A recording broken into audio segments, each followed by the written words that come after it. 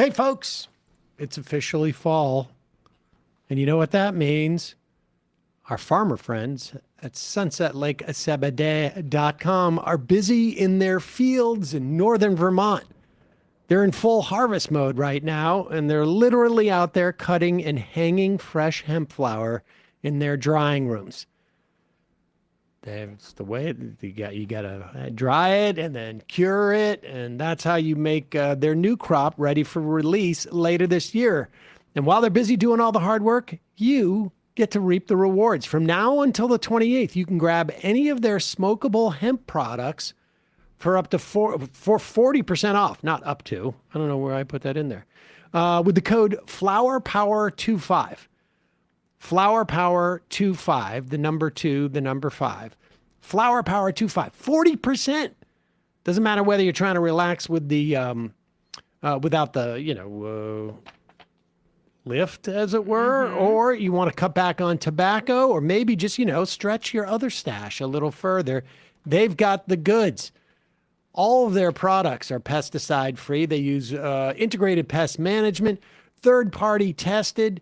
They have great business practices, $20 minimum wage during the harvest, but mostly employee-owned. They are movement partners, having donated thousands upon thousands to things like carceral reform and Planned Parenthood and refugee resettlement, on and on and on.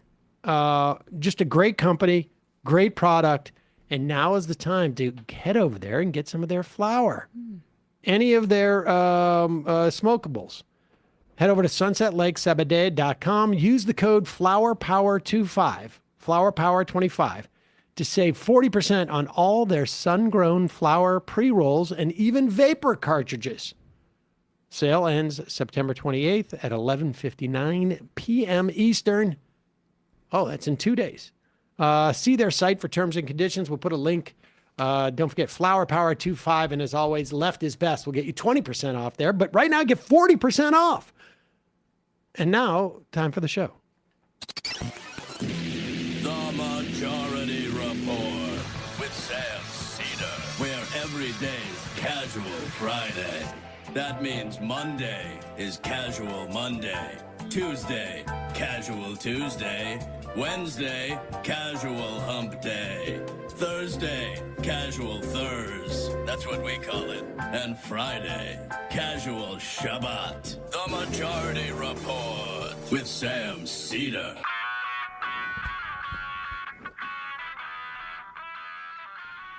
It is Friday, September 26, 2025. My name is Sam Seder. This is the 5-time award-winning Majority Report. We are broadcasting live steps from the industrially ravaged Kiwanis Canal in the heartland of America, downtown Brooklyn, USA.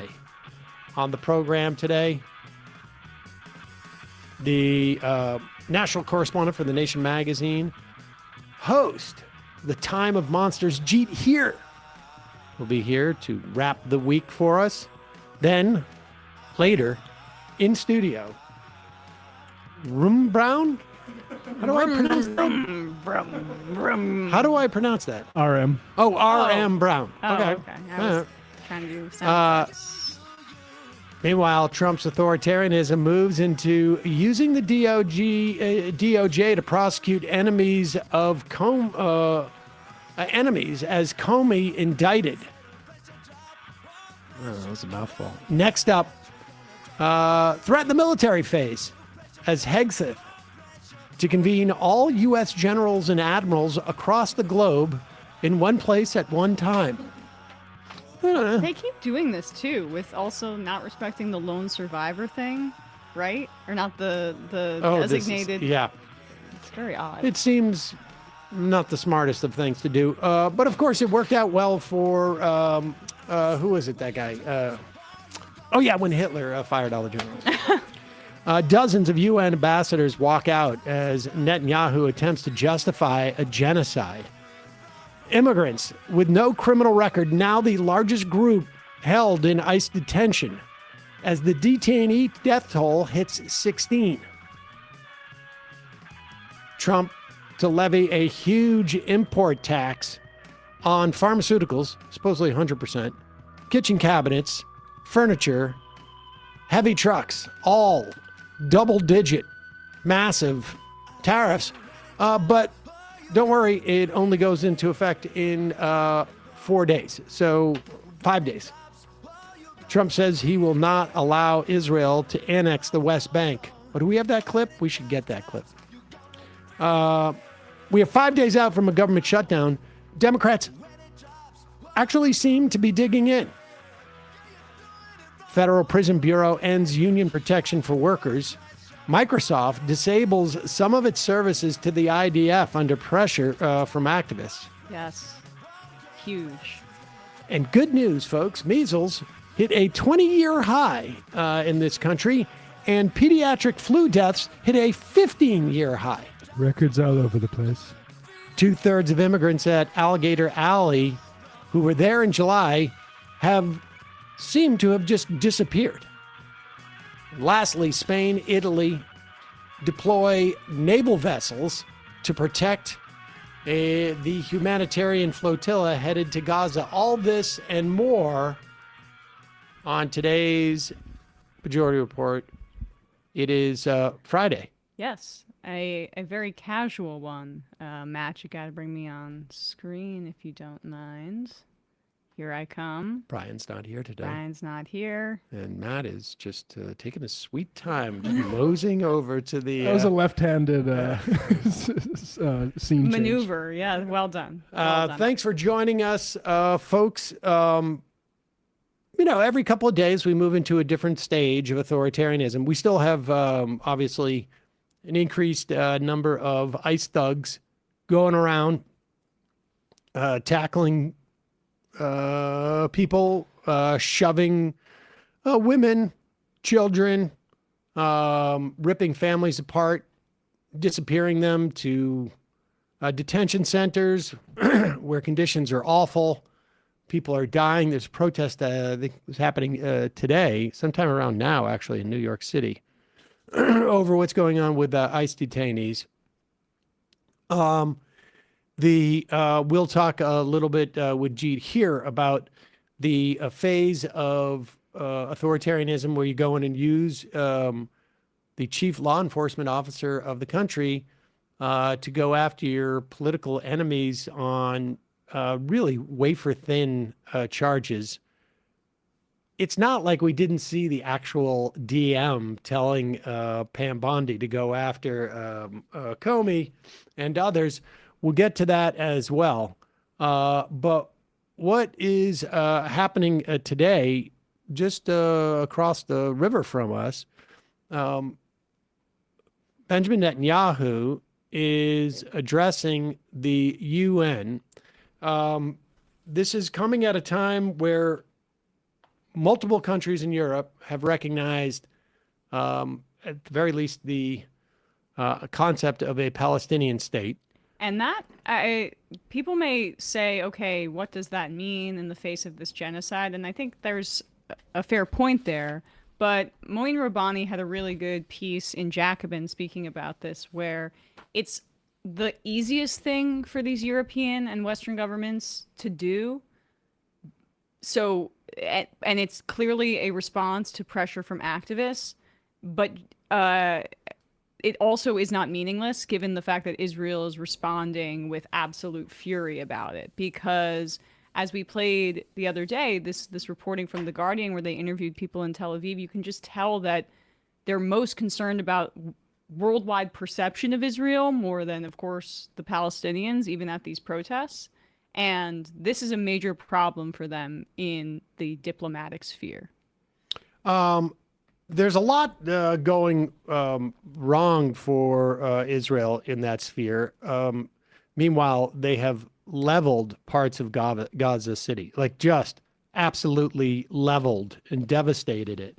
47% of respondents, according to a new Quinnipiac poll that was released yesterday, say that backing Israel is in the national interest of the United States, while 41% believe it is not, and 12% do not know the answer This is a sharp change from December 2023 when Quinnipiac reported that respondents backed Israel by a 69-23 margin. That's a huge change.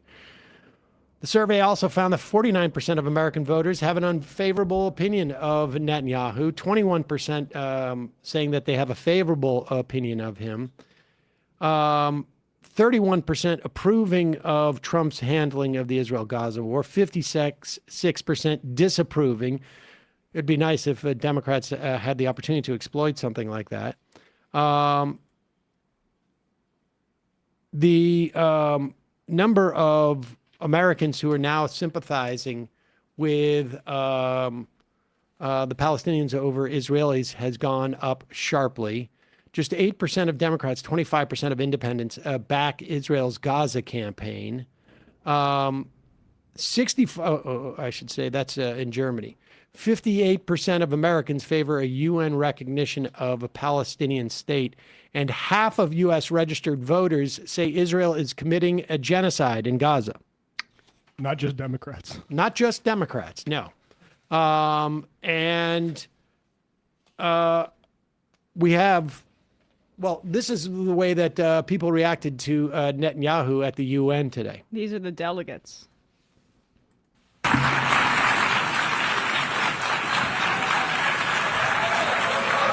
This is not applause for Netanyahu. This is podcast audience. Order in the hall. This is applause for people leaving, as you can see. Please, order in the hall.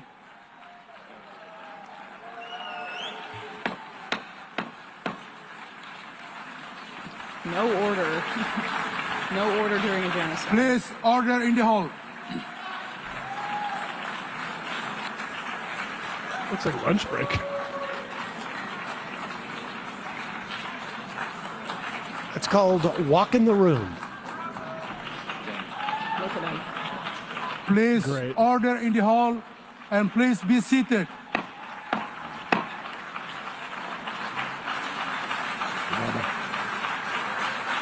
Looks like it's going to be an exclusive speech.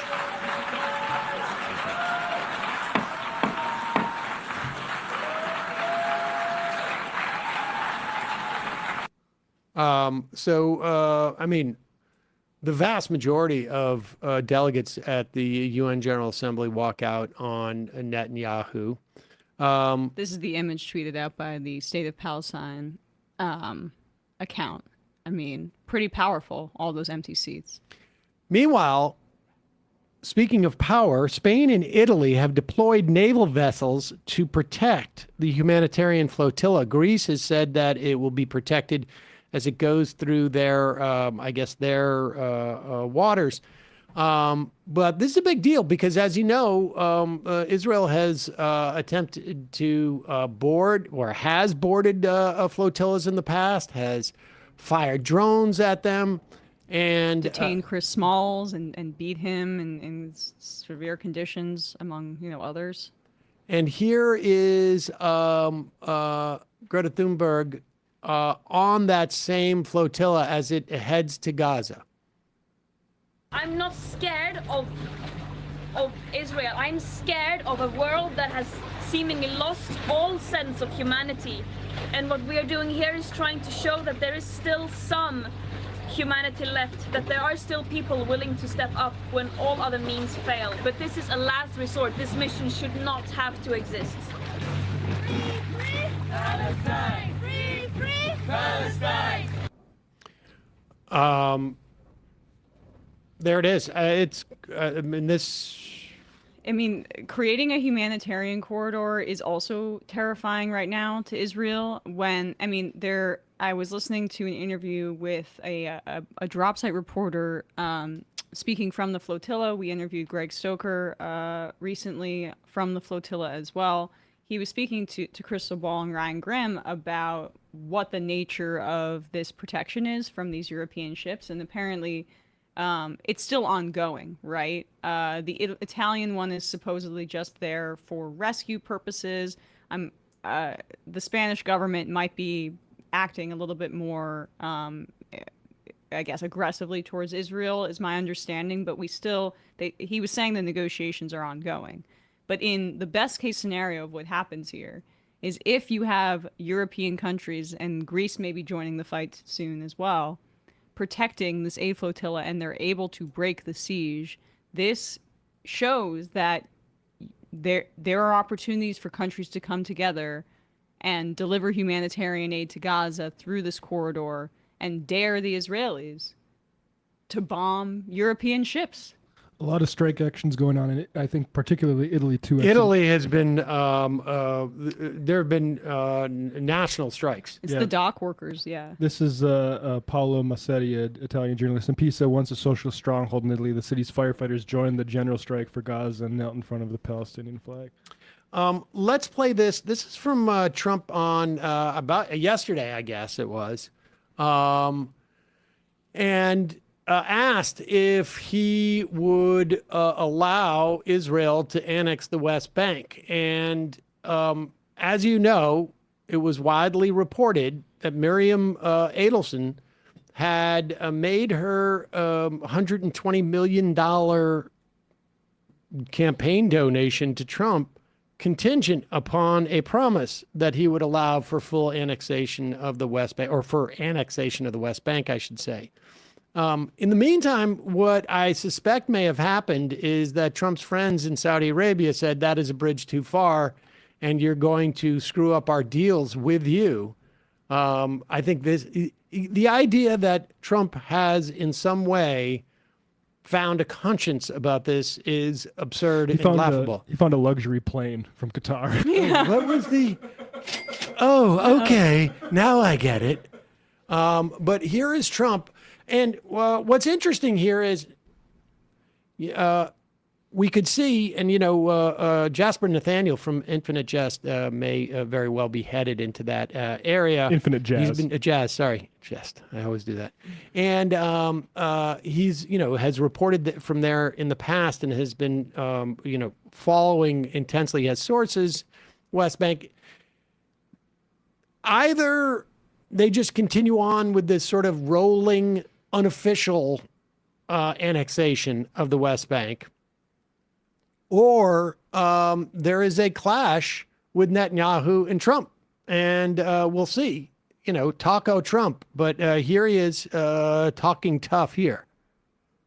Did you promise leaders this week that you would not allow Israel to annex the West Bank? And is that something that you I will not allow Israel to annex the West Bank. No, I will not allow it.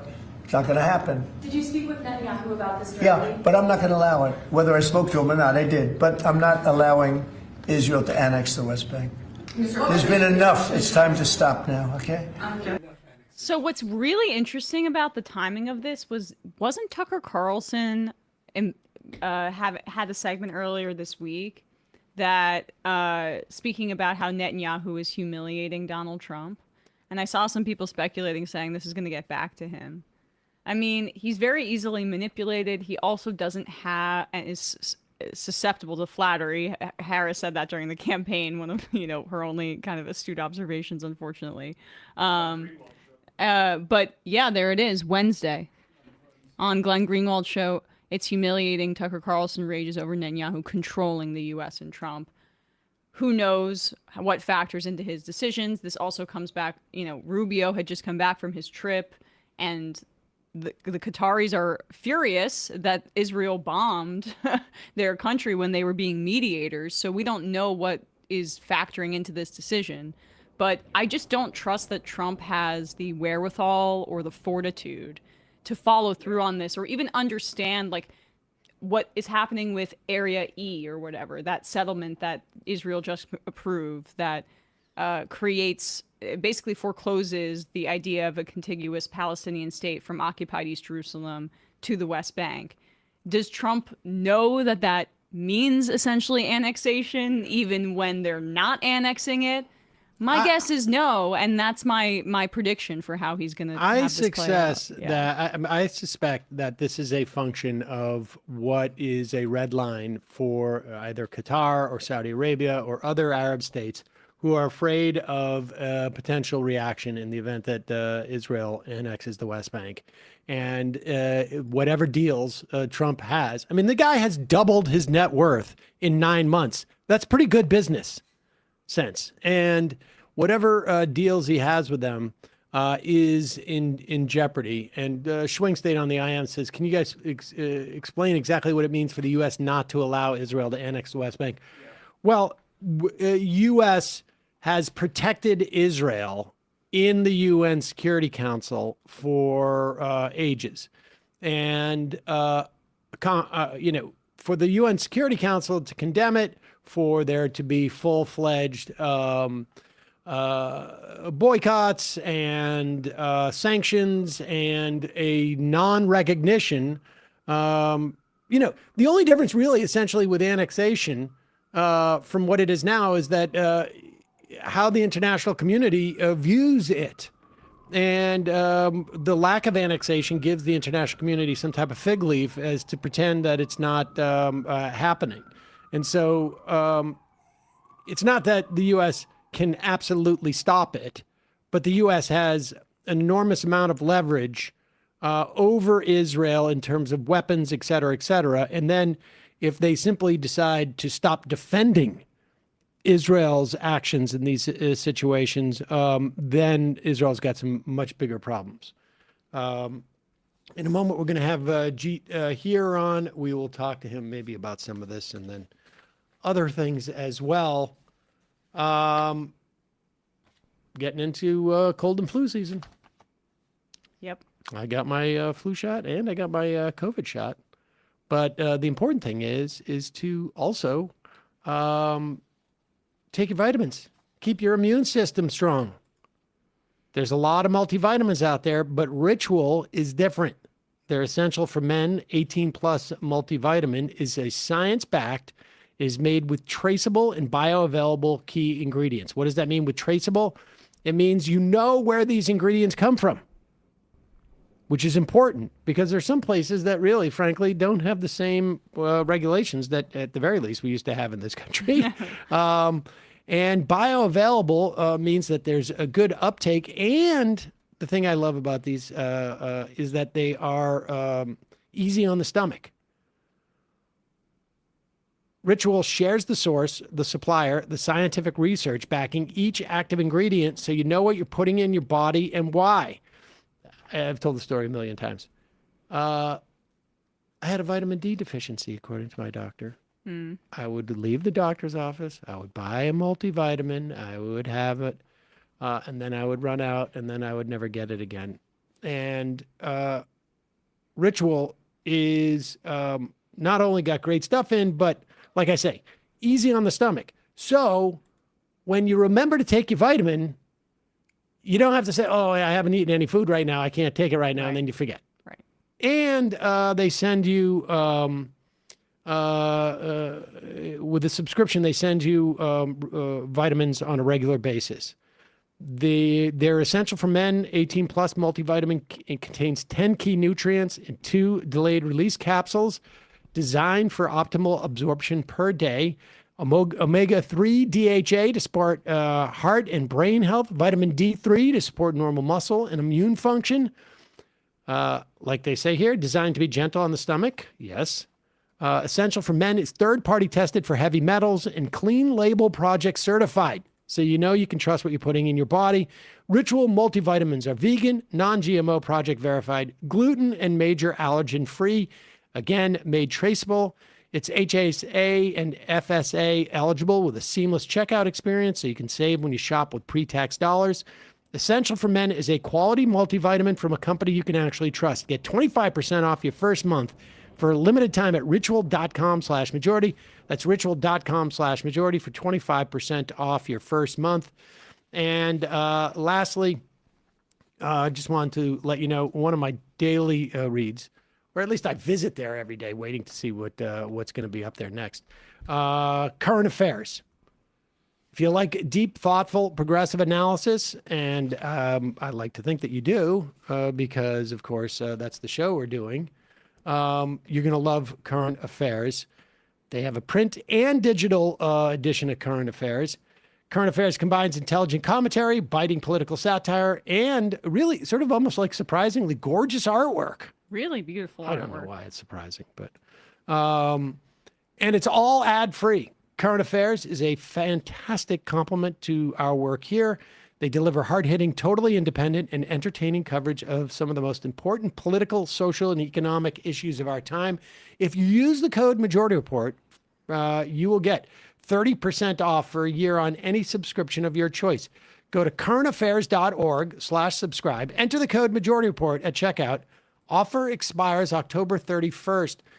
Really, honestly, you find stories there that are relevant, but also not the same as every other media outlet you go to.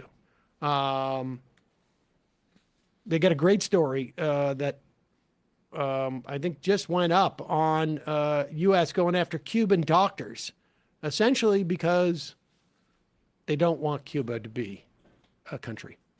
I don't know what else to tell you. Right. I mean, there's no other explanation for a lot of the stuff that this administration does. But we'll put the link in the podcast and YouTube description. Quick break. When we come back, Jeet Heer, national correspondent for The Nation magazine and host of Time of Monsters.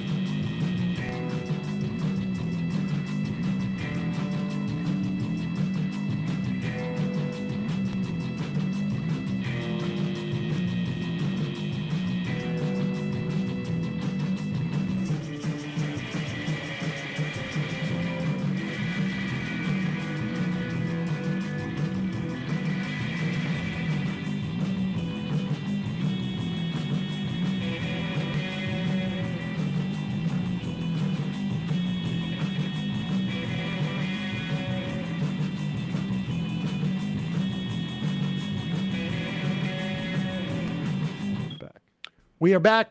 Sam Seder, Emma Vigland on the Majority Report. It is always a pleasure to welcome back to the program national correspondent for The Nation magazine and host of the Time of Monsters, and it certainly is Jeet Heer. Jeet, thanks so much for joining us. It is it feels like every week we're moving into a different phase of really of authoritarianism, right? I mean, it does seem like things are starting to hit the fan. One is sometimes a bit reluctant to start using this language because you don't want to be, the boy that cried wolf. But actually, there's more and more wolves, and there's even stuff that I don't think people are paying enough attention to, which are quite striking. I actually think that the Charlie Kirk assassination and then this latest attack on the ICE facility, both actually very ambiguous events in many ways, but they're trying to use it for everything that it's worth. And there's stuff that people don't talk about, like the declaring Antifa as a domestic terrorist organization, which has real potential for being used as against the left more broadly. We talked about that yesterday a little with Ken Klippenstein, and I asked the nihilistic NVE, right? Violent extremism. I was asking him about that because I saw some reporting saying okay, this executive order where he makes this declaration doesn't have any teeth. He doesn't have the ability to change it via executive order. But Ken pushed back and he said, I think that reporting is a bit misleading because it's really not a question of some official declaration. It's just how does our law enforcement on the federal level prioritize things? And Trump has clearly told them prioritize this, and that's really all he needs to do. That's exactly right. I also had a conversation with Ken exactly along that line. I think more he really broadly, gets around that guy. The more broadly, the way to think about this, I think, is that this is the ultimate sort of blowback from Bush's war on terror. That within the global war on terror, you had this kind of apparatus that was set up to combat Al Qaeda, and even at that point, I mean, a lot of people said you're fighting terrorism, which is like a tactic, and you're certainly using the American military, which is not maybe the most efficient way to deal with things. But there was such a thing as Al Qaeda. There was a network, and there's ways in which you could disrupt that. But what Trump's entire worldview involved is, coming out of the failure of the war on terror, which ended with 2 big wars being lost. The right has turned inwards, and they want to use the apparatus of the war on terror domestically.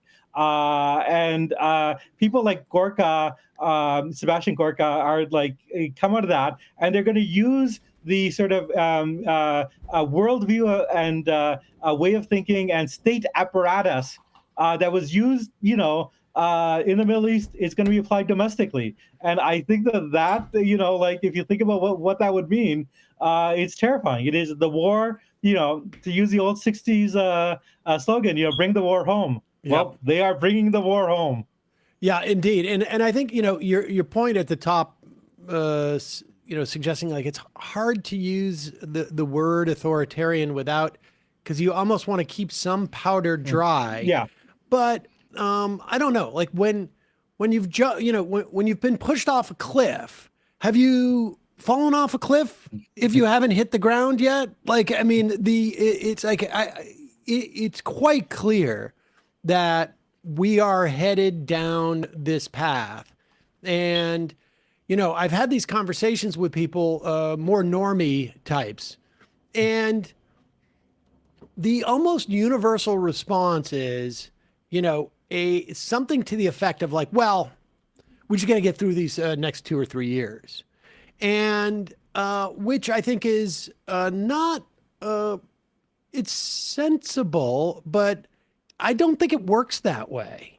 I don't think that, I don't think that you just, this stuff runs at an increasingly higher, accelerates and runs at a greater pace, and then all of a sudden it just ends. I think the idea is that step by step by step, they consolidate power, and just the idea that Trump wouldn't attempt to cancel elections, whether it's either in 2026 or 2028, seems, the idea that he wouldn't attempt to do it seems pretty far-fetched at this point. And we're a week out from Hegseth getting all the generals and admirals together, and there is historical precedent for this type of thing where they bring these generals in and say, you better swear your fealty now or you get fired. The original was in German,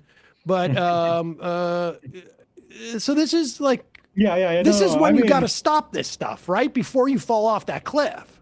No, I think that's absolutely right. They are sort of in a phase of consolidating their power and turning over, transforming the instruments of state power into their own ends. And I think one has seen that, especially with the FBI, where this really is Kash Patel's FBI. And I know that they're good people that are working there, and one does see a sort of tension, especially in these kind of recent shootings, between the people who are the sort of fact-finding part of the FBI, where they're gathering evidence, and they having concluded in all the big cases that these are basically lone wolves, that they there was no network. But then you get Kash Patel and Trump and all these other people saying, putting out this narrative that there's this vast left-wing network, that it is a transgender ideology, Antifa, and where does it lead? And I would also say this sort of, the actions that they're taking do not suggest that they plan to contest elections. And this goes, not just the sort of repressive aspects, but also even their economic policies. Like I don't think that you kind of do the kind of like austerity and slash and burn stuff. I think well, we'll just like put it to the voters. But I mean, we don't know. I mean, and certainly the time to fight back is now. And I mean, the other worrying thing is that we have seen, time and again, surrender of elite institutions, surrender of the universities, surrender of big law, surrender of Wall Street, surrender of the media. And to the extent that there has been resistance, it's come from popular forces. I mean, the Jimmy Kimmel case, as trivial as in some ways it is, was the case that there was a mass popular mobilization of people canceling their Disney things, and that is what transformed it. Whereas Disney seemed perfectly happy to surrender. And so I mean the twin dynamic of an increasingly aggressive administration and an elite that has basically decided to take the approach that you outlined of, let's just wait till the next election, let's wait 2 or 3 years.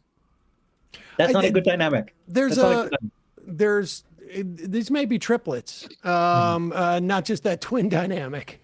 Yeah. The stuff that's happening in the context of CBS and Paramount and the potential that Ellison will also buy Time Warner, which would mean then CNN and The Daily Show, Comedy Central, HBO, in one rather large fell swoop, you could see the elimination of a lot of the sort of mass media that would provide a critical perspective to those normies who think it's going to go away in 4 years. We should also say I think that's your smoke detector that's going off. Is that yours? It is, but that's okay. That's normal. Okay. All right. I just wanted to, yes. The fire's always going off. Okay. Well, I just wanted to let people know what that noise was. But I mean, it is really, it is disturbing, and it's nice. Like you say, the Jimmy Kimmel thing may be trivial, but any display of pushback on the administration is good. What is, I would say, the only thing that seems to be inconsistent with other authoritarian style, I guess, growing authoritarian states. And we should say, Stephen Miller was, if not quoting Goebbels the other night, clearly channeling him. Well, I don't know these channeling. I'm like, they're studying this. Yeah. They're studying these things, and I don't know how much you need a roadmap, but they're looking for roadmaps, and those roadmaps have not led in very good places. I mean, I would argue that the way that they are trying to incentivize ICE recruitment is very much borrowed also from the Nazis. Oh, and sure. Trying to create this lucrative option for these wannabe fascists. But the one thing that they're not doing is providing those economic benefits that often comes hand in hand with an attempt to consolidate power.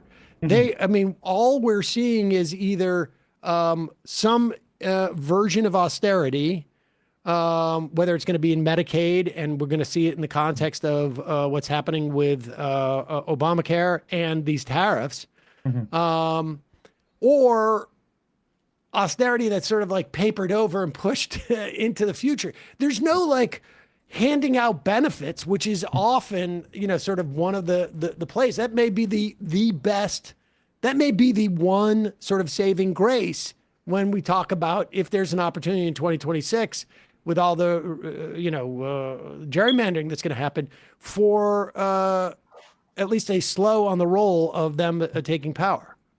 Yeah, no, no. I mean, that was an interesting point. I think the sort of plutocratic aspect of the American right has always cut against doing the more populist authoritarian thing of you build the autobomb, you create jobs. Say what you want about National Socialism. At least it had an economic policy. But on the other hand, I mean, I think what Trump is doing is maybe doing it on a more personal level. I'm the president. If you are nice to me, kiss my ring. I'll throw you favors. And maybe like trying to also even like with things like the farmers. Like the tariffs hurt the farmers, but then I'll take the money from the tariffs and give it to the farmers. Like there does seem to be some element of trying But to the make ICE stuff. That's yeah, what yeah. I was. That's Yeah, what the I was ICE kind of yeah, the alluding ICE stuff. to. Yeah, yeah. Is those are the only the economy's falling apart. The only economic kind of benefits that they're providing are for their Gestapo, which is they're borrowing that from the Nazis. That's also what they did.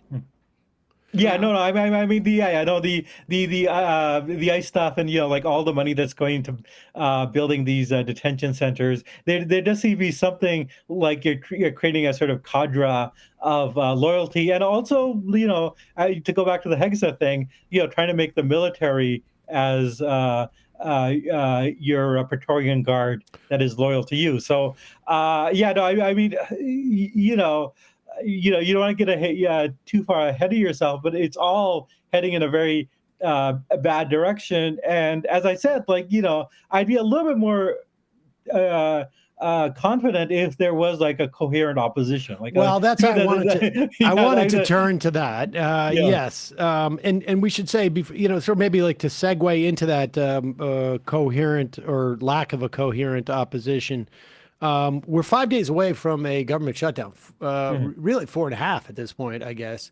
I don't know what happens if the generals are all headed to D.C. and then the government shuts down. I'm not sure. Obviously, the military doesn't, but I don't know if they're all taking military planes in. I'm not sure exactly what happens in that instance. But the Democrats seem to. Do we have that Hakeem Jeffries thing? Did you see that? I think I may have retweeted it, or I'm not sure. I think Dayan retweeted it, but Hakeem Jeffries was out there, and I really don't appreciate a lot of what he does, but he was talking a lot tougher. Chuck Schumer has supposedly, if you read sort of like The Hill and Politico, he's supposedly determined not to cave. But sometimes when you have to say that, it's because you're in the process of caving. But what is your sense of at least the government shutdown? And then let's move to sort of the broader question of the opposition, as it were. Yeah, sure. I mean, I do actually think that on the shutdown, there does seem to be a change. And I think viewers will remember, like, the last time we were close to a shutdown, like Schumer was basically saying, well, now is not the time. And the shutdown would hurt workers. And he came up with many reasons. I actually think this is kind of related to this issue of popular anger and the Democrats themselves, Democratic elites like Schumer and Jeffries, worried that like voters are getting mad at them. One sees this, I think, explicitly in people like Ezra Klein and Matt Iglesias, who I think are the sort of intellectual equivalents, where they're basically saying like, oh, it really looks like Democratic Party voters are very mad and they're going to go after us. So we got to give them some red meat. And this shutdown is the best way to sort of like channel that anger in a pro-establishment way. So I actually think that Schumer and Jeffries are basically, there is responding to things like Zoran winning the primary, right? Like they really don't want to get. They're worried that their phony baloney jobs are on the line. Here's Hakeem Jeffries. Here's Hakeem Jeffries, and just to prepare people so that you're not shocked, his response about the potential for a government shutdown is not to just defer to God to take care of it, which I know people probably going to, if you're familiar with Hakeem Jeffries, going to feel somewhat surprised by this. But here he is. Workers that are just worried about losing their jobs. Donald Trump and the administration have been engaging in mass firings that we deem illegal throughout the year. We will continue to push back against any effort to undermine federal civil service protections that exist in the United States of America. As a negotiating tactic, our response to Russ' vote is simple: get lost. That's pretty good, but I would also point out that it's easier for Hakeem Jeffries to say that than Chuck Schumer. Like, Jeffries is trying to save his own ass. The 60 votes are needed in the Senate, and all I'm seeing, like, I'm seeing Patty Murray being like, the Democrats aren't the ones that want to shut down the government or whatever. I'm not as confident in the Senate Democrats. Well, yes. Yeah, no. I mean, I think that's right in terms of the political dynamic, and I don't think Schumer has control of his caucus. But I do actually think that the incentive structure for Schumer has changed. I think that his job is also kind of like on the line. Like I think he's very unpopular, and so I mean, and this all goes back to the this issue of where will the opposition come from. I think that the angrier voters are at the Democratic Party, the more likely it is that you're going to get a Democratic Party that stands up to Trump. Yeah, I think that's true. And I think the only thing that gives me some confidence that Schumer, at least, is that Jeffries got sort of screwed last time with Schumer. Mm-hmm. And I think he would be hesitant to go so far out in front of his skis were he not confident that Schumer was going to hold the line. And there's something like you see Thune coming out there and sort of saying the Democrats' demands are too high, which is sort of surprising because they won't take a meeting, so they don't really know what the demands are.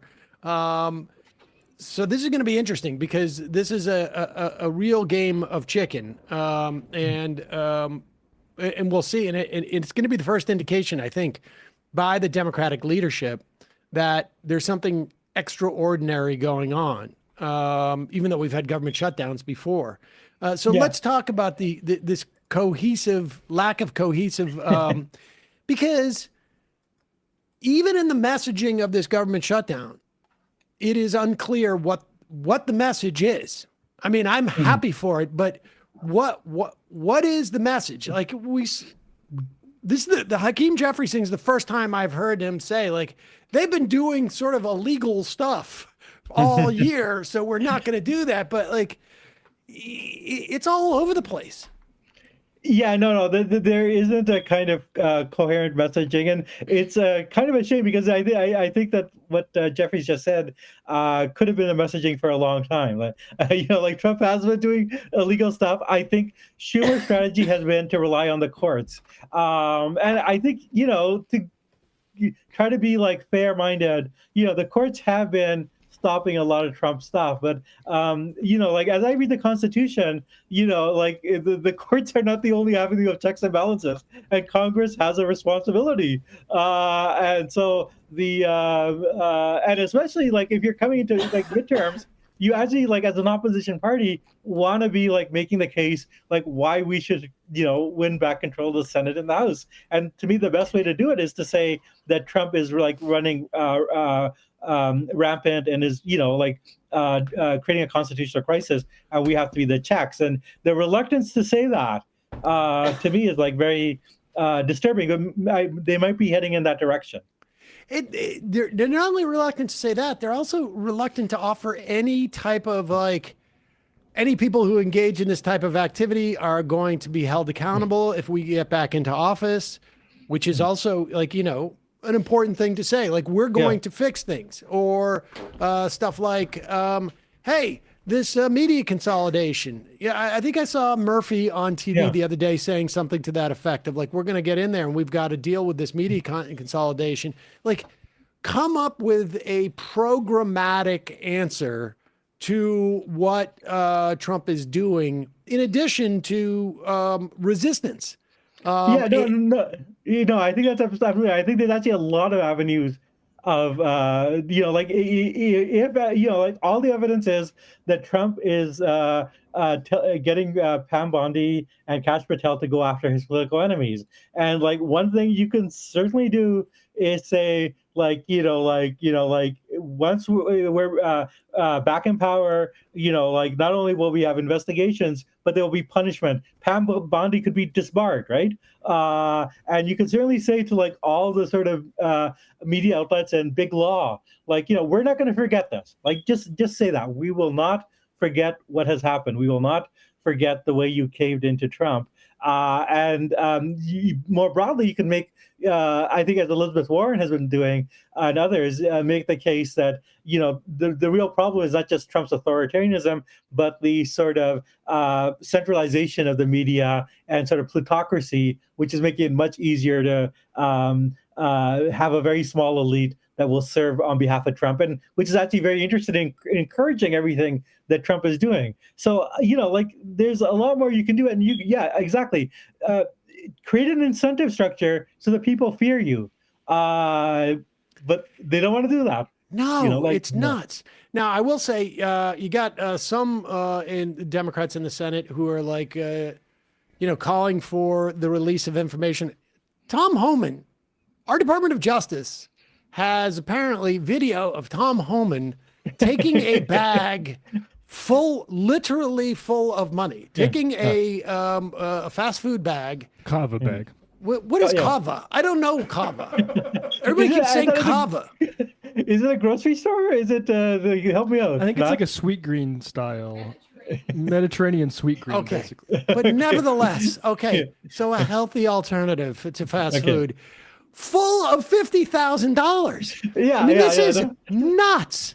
This is absolutely nuts. And what's amazing about this is like this was a 45-minute story the other day. No. I mean, but there's a lot of things like that. But I mean, that is particularly nuts. Again, the effective opposition party, would make this we got to get this guy out of there, but also Trump and his administration are hugely corrupt. And they're hugely corrupt at a time where people are hurting. And the other interesting thing about this is that even though the Schumer and Jeffries are not really providing an opposition, I think people are actually paying attention to this, as well as paying attention to the economic news. Because if you look at Trump's numbers, they're really going down. Oh, they're going down. But the problem is none of that. I mean, and Schumer was on TV the other day going like the generic ballot's going back up, and they hate us as much as they hate the Republicans, but they really hate Trump more, and we're going to get the votes. I mean, that's a strategy. But you're relying on a lot of stuff that you don't control, like literally, specifically, you don't control. And the idea that like Donald Trump's net worth has doubled in 9 months, like that's insane. And the idea that Democrats aren't even able to articulate this with one voice, it is Schumer and Jeffries are being studious in making sure that people don't realize they're there. Like that is their agenda. It's fascinating. Well, I mean, like more broadly, what we've seen since the emergence of Trump in 2015 is the idea that the threat of Trump will be enough to get votes in line. We just have to make sure this guy's unpopular and that we'll be voted in his alternative. And we don't have to offer like any sort of like policy alternative or any way to like combat this because we're just the non-Trump and that we will run on ancien regime restoration. That is to say, we will take you back to the happy time before Trump when the system worked. I think that the real pattern has been that Trump, was able to come in as the voice of like anti-system anger, and that the Democratic Party elite has consolidated itself as the pro-system party. And I think Schumer and Jeffries, despite taking a sort of stronger stance now. They are still trying to run as a pro-system party and as a party that basically believes that, aside from Trump, everything is going well. We get rid of Trump and everything will be restored. And, that's, we have seen that that isn't actually effective for keeping Trump out of power, but B, all the sort of corruption and all the sort of authoritarianism, what happens to that? How do you have even on its own terms, how do you save the system if there's no punishment or there's no roadmap for dealing with the crimes that we've seen? And you cannot point out what is being done now, the severity of what is being done now, if you do not offer an ambitious plan to fix it, right? It's like don't worry, I'll deal with that little chip on the vase. But if the vase is broken into 1,000 pieces, you need to have a more aggressive plan. And if you don't have an aggressive plan, there's no way to know that this vase just broke. And so. All right, speaking of all this, is a good segue into your piece on Kamala Harris's book has come out. And in fact, I have it right here. For my sins, I have actually read it and have a review up in the Nation. But I wouldn't ever encourage anyone to read this entire book. But I actually do think the first 50 pages gives you enough. Can you photocopy them for me? I will get them to you. But I mean, I think actually in some ways this book is a vindication of a lot of the stuff that the show has been saying, and I've been saying on the show. As we said, Kamala Harris needs to separate herself out from Joe Biden, and that Gaza is a huge drag, and not speaking out on Gaza is a huge problem. And I think Kamala Harris basically admits to all this. She basically says that Joe Biden was not able to show the same sort of empathy for Palestinians that he had for Ukrainians. And one can sort of think of well, why would that be? What does it say that you're empathetic for one group of people and not the other? But it's a very damning book about Joe Biden and the Biden circle. She has a few digs against Mike Donilon and Anita Dunn that are actually, I think, quite effective, and Jill Biden, to be honest. But it's also, if you think, and she's critical of herself, but only on messaging things. I gave this interview where I wasn't articulate, but she has, if you actually step back a little bit, it's actually very damning of her because she basically ran as being sort of the continuity candidate, that I will, be the candidate that will continue Biden. And, what she said on The View was her kind of point of view, I can't think of anything I would have done different than Biden, except maybe I would have appointed a Republican. The thing that I took from your review, because I will tell you right now, I will not be reading that book. Yes. It is highly unlikely that I even read those first 50 pages. Yes. But the idea of I believe all the things that, the Biden people were bad. But if 107 days and the pressure of a campaign, you cannot figure out that this is a bad idea to not distance myself from him in this environment, I think you are not qualified to be president of the United States. You are not qualified to be president, to be the most important political leader of a political party. That's just the way it goes. Part of this stuff is a test. And if you cannot tell, and the thing is, they knew too, it's not like this Gaza stuff was a surprise. I saw a little segment where, part of the reason why she didn't pick Shapiro was she felt that he might be too controversial because of that. But we also know that campaigners, canvassers and stuff like this, were told we're no longer registering what people say about Gaza in our files because they didn't want to know. And this is just incompetence. It's whatever her politics are, there's incompetence here. Yeah, I mean, there's incompetency, but I think there is a larger politics, and it really comes through in the book with this word that she keeps using, loyalty. Like I have to be loyal to Joe Biden. It's the job of the vice president to show loyalty, and it actually there's a further twist on this, which is that Biden himself was loyal to Benjamin Netanyahu, which is also a misplaced loyalty. And he was not loyal to Kamala Harris. So No, what's the no, point? Why is it one way? Yeah, exactly. But it's but that's what they want. I mean, this is a hierarchical party, a party that is averse to democracy within its own ranks, and which demands a one-way loyalty.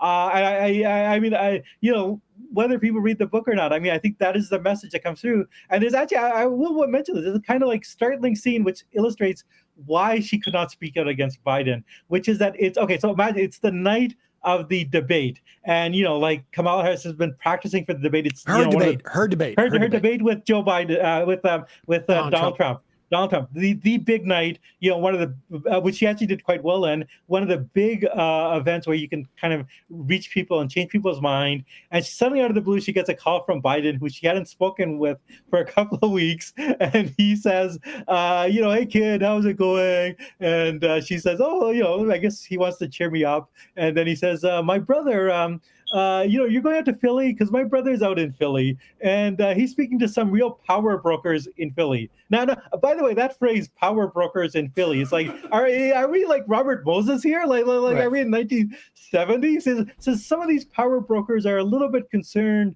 that you might not respect me, and that you're not going to you might put some distance between you and me, and your campaign might do that. And just be aware of that, right?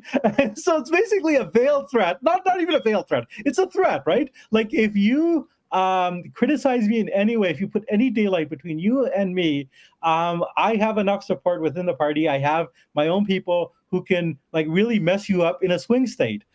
So she was like, this is the what Emma said, like loyalty is a one-way street. You have to show loyalty to Joe Biden. And I think that like that way of organizing a party, like it cannot continue. Like we cannot. And I think Harris herself, I mean, interestingly, like she says, like I always thought I had to work within the system, and now I'm sort of seeing that doesn't, the system is breaking down. Well, and so you wrote that in your piece, and her basically conceding, I might not be right for this. Well, I think that's hopefully, first of all, like you can see her instincts are bad. Like, why does the cover look like John Grisham? Like, one of the best things she has going for her, and I'll say that she's a beautiful woman. Put your face on the cover. Secondly, why I sometimes struggle with like putting it on her is fully, which I mean, but this book tour is making it easier. Is the kind of woman, and particularly women of color, that were elevated within the Democratic Party were elevated within an extremely narrow permission structure that is evident in the weakness that she displays in the excerpts that I've read from the book. And she was picked in many ways because she was going to be a good soldier. 100%. She was not prepared to take on a leadership role. And perhaps if she were born at a later time in her life, like there would have been, I mean, what we see, the leadership from the squad and stuff like that had to come from the grassroots. But for many years, the party elevated Black and brown voices in many ways that wouldn't rock the boat. And Biden's racism and misogyny, I think, come through so much in his treatment of her. And that's not to absolve her of things, but he deliberately didn't prepare her, undercut her ahead of the debate. And so I feel more sadness when I see her speak in public, because I feel she's a avatar of systems of misogyny, corporatism, and all of this stuff that has been a plague in the party, where she should never have even been in this position to begin with. Yeah, no, I totally agree with that. I mean, there's an element of real tragedy in her situation, which I was hoping to convey in the review. I mean, like, she was very mistreated by I think she even like only underplays it a little bit. Like, there's almost like she's giving hints, but it's very clear that they did. I mean, Biden did not want really to groom her to be his successor. Like they really went out of their way to undermine her when she was vice president. But like it's also the case that she was the type of person that accepted that slot and that role for herself. It's a chicken and egg situation. Exactly. But I mean, more systematically, it is a problem with the party that like that kind of a pro-system party that's very hierarchical, where loyalty is a one-way street, and where there's a real attempt to shut out any sort of party democracy. I mean, I think one thing is that she also needed Biden because they didn't want to have any mini primary. She needed that endorsement right away. And so, like the original sin was really like not having primaries and Biden not stepping down, or maybe the original sin was Biden running at all in 2020. But in any case, unless the Democrats are more of a real, genuinely Democratic party, where grassroots voices can rise up and are listened to rather than shunted aside, what sort of opposition they can provide to Trump, I don't know. Now, having said that, I mean, I think that the opposition to Trump is rising. I mean, I think there's a genuine popular opposition, and despite this, and some of it unfortunately might take very disturbing and violent forms. But I mean, that's what happens when you don't have like a legitimate Democratic opposition that does its job. Can I ask one question to the group here? Is how did the Democratic Party that has oriented itself more towards college-educated folks also at the same time become less aware of its history? Like, what are the main lessons of the Democratic Party of the last century? I just don't think that people operate in that kind of. But so like, okay, let me drill in then. When it was said, and I was saying that Kamala Harris has the precedent of Hubert Humphrey distancing themselves from the current president and then benefiting from it, why do people say that's not relevant? I don't think it's relevant because I think there is a mentality based upon sort of, that I think you can align with a certain ideology. That is what Jeet is talking about in terms of like how I move up. When we talk about seniority and we talk about loyalty and we talk about you protect the person who is your crane essentially within and it's less about the overall health of the enterprise and more about the success of the individuals within it. That is a corporate mentality that I think like is unquestioned within the context of, there's a lot of money to be made in that campaign. And the people who are making that money they're not going to provide advice and perspective that is contrary to their own either monetary self-enrichment or, sort of like just in terms of like a career self-enrichment in some way. I don't think they think about it that way. But I do think that because they come from that ideology, their worldview is not that's not relevant because it's crazy. Because why would she do that to Biden? And Biden and even how Biden selected her. I want to pick a black woman treating her as a cog in the machine. And this is also how many women of her age in corporate America have had to get ahead. So when Sam describes it as this corporate thing, that's what the party is. That's what the party engendered.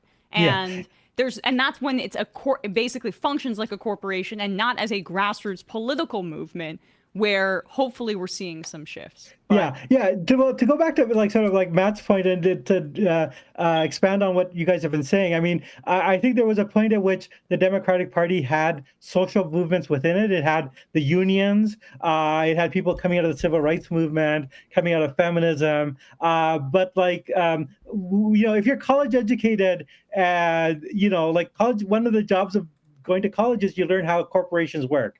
And so I think as the sort of social movements have withered away or become less relevant, and as it has become that sort of, professional managerial party of people who are college educated and went to college to learn how corporate hierarchies work and how you rise within corporate hierarchies, then of course you're going to get, people who operate within this framework, and and part of that corporate hierarchy is the sort of fake diversity that you get. I mean, I think the one hope for the party is, there are still social movements out there, and if they can, make inroads in the party, they can provide a sort of challenge or alternative to this corporate model. Jeet Heer, natural correspondent for The Nation magazine and host of Time of Monsters. Always a pleasure. And I also just want to say, folks should go and read your piece on William Buckley and its review of Buckley, The Life and Revolution That Changed America. Yeah, I would actually, this might not be the place to say, but if you ever wanted to do a segment on that, because there's a lot to say about Buckley, and it has a lot of lessons for the contemporary moment. Because the people who say, like, well, why can't we have, intellectuals like Buckley anymore in this age of Trump? Well, I got news for you, man. Buckley prepared the path to where we are now. But I'll throw that out there.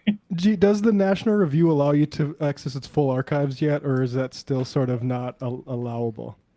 I actually have gotten a sort of bootleg copies of National Review from I can't even say the sources. Graduate students have been doing scans, just like the Pentagon Papers. But they don't offer that, and I think that's kind of telling. Yeah, National Review does not offer that. There's a lot of stuff. That's amazing. Yeah. So I mean, if you actually go to the actual archives, there's amazing stuff like the Birmingham, the famous case where the church was bombed and 4 girls were killed. National Review's position was that, well, it could have been a, quote, crazed Negro that did this. So for understandable reasons, they do more not things want change, it. huh? Yeah. But rest assured, I have bootleg copies of old National Review. There you go. We know where to go for the bootleg copies of the National Review and Kamala Harris's book. Jeet Heer, always a pleasure. Thanks so much, man. Great to be on. Thank you. Also, we cannot encourage Jeet enough to change the battery in his smoke detector. It is not normal. That is not the way that your smoke detector works. There was a moment where we had a dog chirping and barking in the hallway. We've having some issues with the elevator rattling. We had sirens outside, and I almost disassociated. Emma's a little bit overstimulated. I can't. I do get very overstimulated, but it's also my fear is that everyone in the audience is never going to watch us again when that stuff happens. But hopefully you guys hung they can't on. get enough of it. Okay. Because for me, it would be too overstimulating. I'd be like, I'm out for the day. What we really needed, though, was like a flashing light. And every time his beep went off, the light would go on. All right, we're going to take a quick break, and we're going to welcome in studio Rim Brown, who's going to be here in studio with us. We'll short be for right back. Rim. What's Rim short for? Nothing. Wow. All right, wow. See you in a second. Just stop it.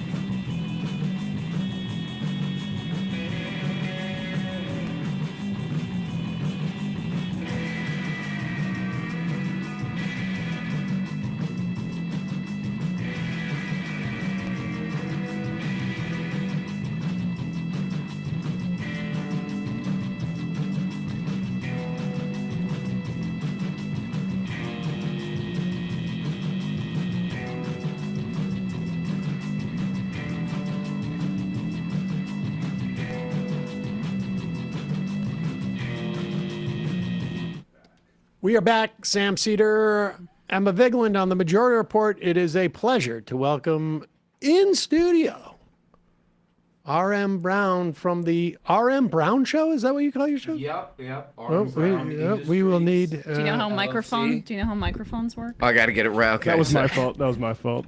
Now he's on. Yeah, come on, Matt. I think RM is Matt's a fault. little bit loud. Am I loud? Can we bring me down a little? We're not used to having someone who can project on the show. How you A doing? genuine professional in studio. RM Brown, tell us about the channel that you have. I do a channel on YouTube. They let me on there. It's a pretty high bar to get on there. I went through all the process. So now I'm registered. I'm legally on there, and I go on there and I say stuff, and that's I think that's a really. And good. are you a partner? I'm a partner. Okay. I got it. I got in the partner program. That was Nice. a big deal. My mom called me the day that I got in. She's like, "You did it. This is what we've always wanted for you. This is what we Does always your mom want." work at YouTube? She Was works she at the YouTube, one who was the one who? which is a conflict of interest. A little the bit. minute I got that partnership, people were like calling me out about it. I was like, "It's not like they call me Nepo baby." Have you heard that? Of course. Have you heard that? Of course I have. What is that? That's when your mom works at YouTube and you get a partner. You get into the partner program, lickety split. And I've been fighting that ever since. My kids say that they're nepo babies, and I'm like, you haven't done anything. They're what? self-described. Yeah. She's like, I'm a nepo baby, and I'm like, what? You're just a student. Like what? Right. She's not in media. Like you haven't gotten a job yet. You're not like you need to get a job. You that know I what? help you That's with. the kids have done something because I don't want to reveal too much, but I was wandering around the studio and there's a lot of kid art around here, and I love the kid art. Over the years, I Yeah. have accumulated a lot of art from my kids. I mean, it's basically worthless if you were to sell it, but yeah. I don't know. I mean, it is, but nobody sells their kids' art. You know what I love about it? I was we'll looking see. at this. Has to be a younger one. There's one on the wall over there, and I love younger kid art because it's kind of scary. It's a little bit like when they draw faces. Well, it's a horror movie. Horror standby. Every horror movie has kids drawing sort of the yes. monster in the Right. first third of the movie. Yeah. There's something ominous and terrifying about kid art. My kids are all like older than what this art would suggest by many years at this point. But they both went through that phase, which I spent almost like I think 10 or 15 years in drawing situations like where someone falls in a manhole into a sewer that is full of shards of glass and steel. Right. And you look at that and you're like, oh boy, this is scary. Is this some kind of like prophecy or something? This is a little. I have a core memory of doodling and drawing like faces and doing it in fourth grade, and my fourth grade teacher saying, "Why do all these guys have big noses? Like they're the villain." She said, "You know, you might be a little worried that this looks like anti-Semitic art." And in hindsight, it really did. Who are your inspirations? I think it was like witches or Easy to draw noses big. drawing witches, right? And it did look like You were looking at a lot of hate propaganda obviously. cartoons from the 1920s, and you were like very inspired by that. And everyone has their interests, you know. So let's talk. You had a story that you were just walking around New York City yesterday. This seems very on the nose, but I was just walking down a side. This is totally true. Walking down a sidewalk yesterday, and I was actually doing like trying to do a story about this on my own channel, and I walked through like an ice raid where it's all unmarked cars. They're like blocking off one of these like small streets, you know, and it's terrifying. Like that's the thing about that you know, when you actually see it in person, how like scary that is. I mean, they're also, these guys seem like they don't know what they're doing. Like they're walking around with rifles in the street. There's like families and kids walking around. Jesus. And they just have like vests on. They look like kids, you know. And I'm gonna say, I don't know about you guys. I'm gonna make a controversial statement. It seems kind of dangerous. Let's play this clip from number 3. This is in Hyattsville, Maryland. just on 2 days ago, ICE guys basically tackled this guy in the middle of the road. And talk about sort of not being trained in a way. Like, they don't seem to know what the hell they're doing. This was in Maryland, and the ICE officer pulls a gun and then drops it. Like, and in front of incidentally, a bunch of other people. He's pulling a gun while he's got the guy pinned on the ground. It's just crazy. Watch this. Help me! Help me! Help me! It's eyes! ¡Con la recompensa! ¡Ayuda! Pause it for a second, just to tell people that is the guy that they have tackled on the ground. He's yelling, "Help me!" or "Ayuda," over and over again. The ICE guy has had the gun drawn while he's lying on top of the guy, and then just put it back into his holster. I mean, it's go ahead. ¡Ayuda! Not even his holster, in his belt. In his belt. Help me! Help me! Help me! ¡Ayuda! Help me! Help me! ¡Ayúdame! ¡Ayúdame! Help me! Help me! ¡Ayuda! ¡Ayuda! ¡Ayuda! Help me! Help me! ¡Ayuda! Hey, look at the right there! Pause it for 1 second. I'm sorry. Neither one of these guys seems to have any idea what they're doing. They can't manage to cuff the guy. The idea that you would take your gun and shove it in your belt while you're wrestling with this guy seems to be just, in terms of like training, I can't imagine. Yeah, that's not in the manual. These guys seem to like dangerous. They both seem like guys who, well, I had the stalking, and then I got the job recently. These guys feel like they've been on the job for like 3 weeks. Mall cop dropouts. Yep.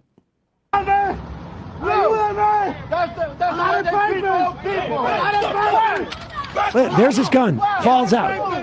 There's a die for his gun. And then he and his points glasses it. are half off. Pause it. That he is pointing it at the crowd of protesters. So Or not even protesters, just like standby bystanders. Okay, yeah, right. Bystanders who are trying to Who are videotaping, bearing witness, whatever. This guy's screaming, "Help me, help me," and he mishandles his firearm again and then points it at a bunch of people. And his glasses are like hanging off his face as he points a gun at a crowd. And you can hear people start yelling at him, like, "Put your gun down." He starts to he clearly realizes, like, I should not have my gun drawn, pointing at the bystanders or anybody, but I'm too embarrassed to show that I'm actually listening to these. I mean, this is just such a like. He's prone. He's Jesus. And then his partner has to draw his gun because he's like, wait, maybe this guy that we're it's just unbelievable. $200,000 of taxpayer money to pay these guys to do this. I'm American. Put the gun down. Put the gun down. She's stumbling all over. You're gonna shoot me? Point the gun. We have it.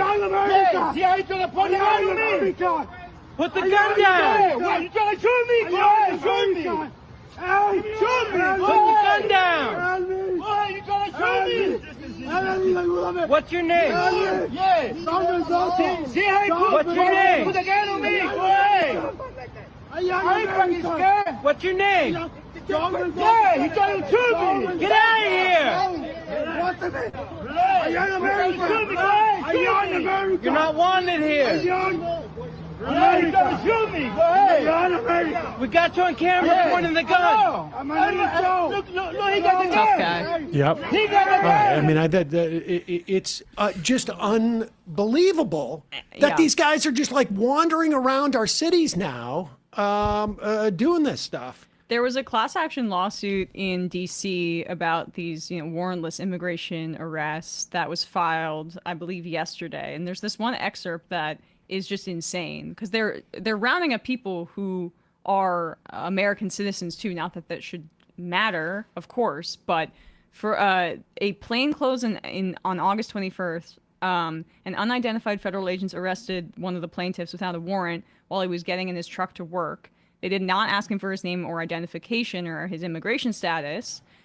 He said he had papers, but they grabbed his arms and legs and called him illegal repeatedly. He responded that he has papers, in other words, immigration status. They replied, "No, you don't. You are illegal." After the agent put Mr. Escobar Molina into a vehicle, he told them again he had papers, and the driver of the car yelled at him, "Shut up, bitch. You're illegal." A couple of people are noticing that apparently the ICE guy dropped this clip at his ammo, ejected it by accident. Look at this guy. This is a guy. Same basic scene. This one is in Iowa City, in a market. And again, it's just like these dudes. It's absolutely no ID, and good for people to just yell at these people and tell them that they're pieces of garbage.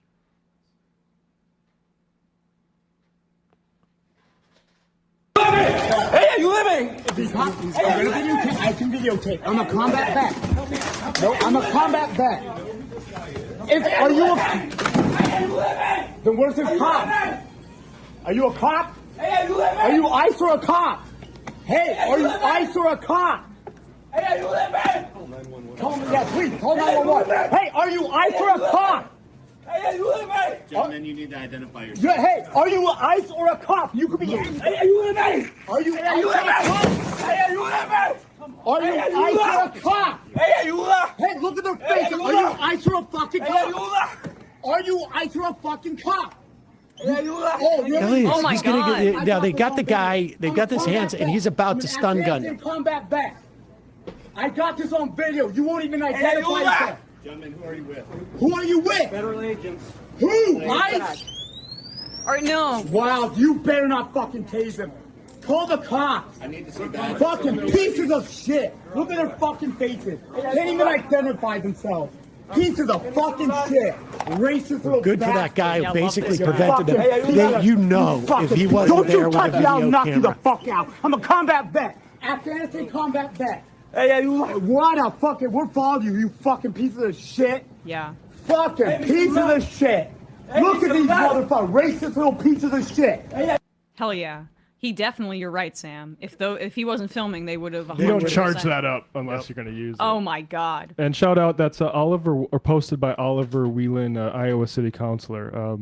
Great to have representatives willing to stand up in these moments. Well, also, I mean, Brad Lander has, while we're here, Sam, we have number 2, right? Yes. This is just, Brad Lander has been doing bearing witness down at 26 Federal Plaza, which is like the immigration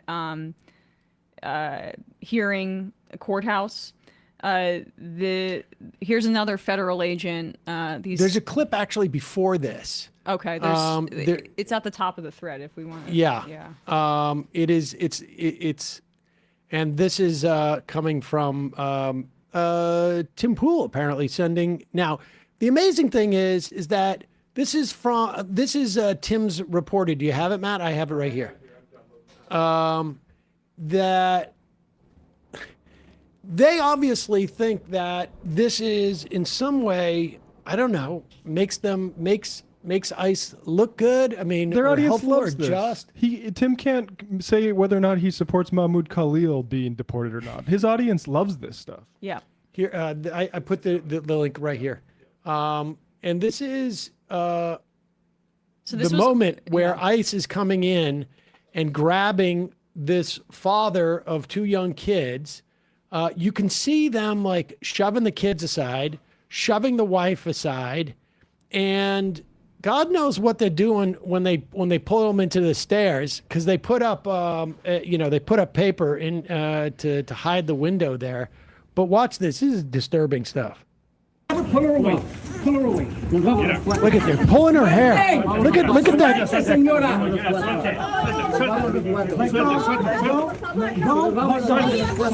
la niña. They're clinging on Suelta la niña. Suelta la niña. Suelta la niña. Suelta la niña. Suelta la niña. No estoy haciendo nada. No estoy haciendo nada.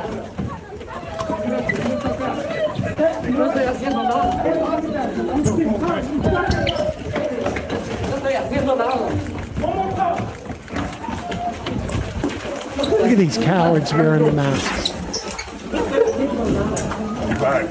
Eric Adams, New York, and Cuomo's if he wins. If Zoran wins, we'll have a ban Look at on that. Look at that. masks. See that? See Papers that up. paper they put up on that screen?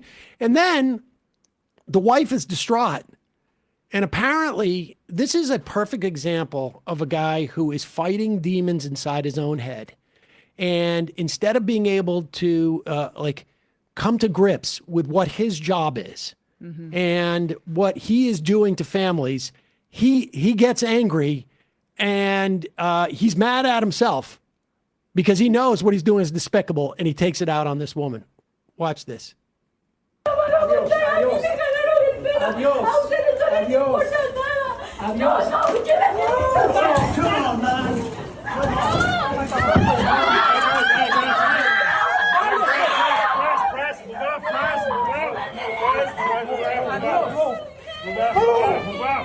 Those are the kids. Their daughter and son. Saying adios before he does that.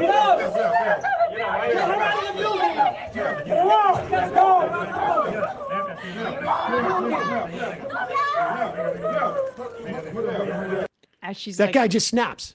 He she's snaps. literally, because she's begging him because he was a part of the federal agents that just broke her family apart. Oh, yeah. You can see he's the guy who is grabbing her hair in the first video. And these guys are just pigs. They're disgusting pigs. And honestly, there should be a, I hope somebody somewhere has a spreadsheet. Because all these people should be brought up on charges if there's ever a moment where there's any type of justice in this country. Track them like Nazis, fleeing rat lines. Exactly.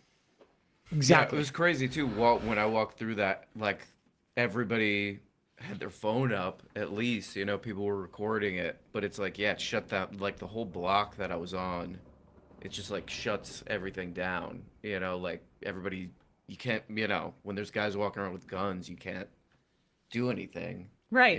So. And when Zoran hopefully wins in November, he needs to make sure and look out for any collaborators within like New York police forces that are going to try to go around the state here, because there are a lot of fascists who enjoy this kind of thing, and they have to be dealt with accordingly, because this is going to be a legitimate states' rights issue in standing up to the Gestapo, who are about to have their budget tripled.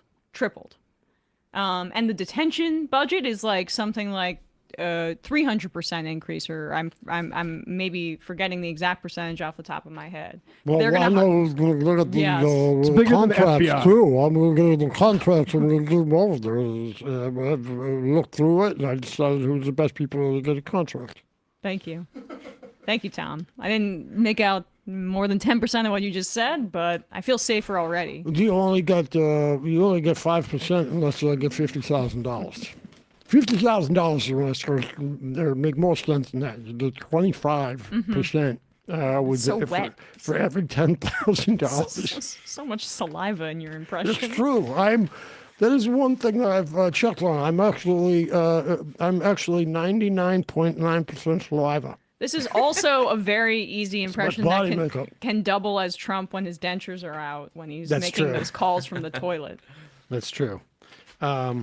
RM, I heard that you brought some clips. Is that true? You're well known for clipping things. Yeah. I clip a lot of things, Mm-hmm. and that's kind of my professional expertise I'm bringing to the show today. Right. And RM looks at the feed and then finds its pulse. Exactly. You are like a professional zeitgeist measurer, right? Yeah. Is that it? And not a taste maker, but maybe like a taste examiner, Observer, Yeah, aggregator, isolator. It's like you don't. Thank you. You don't make the water under the ground, but you carry the divining rod. Distills it too.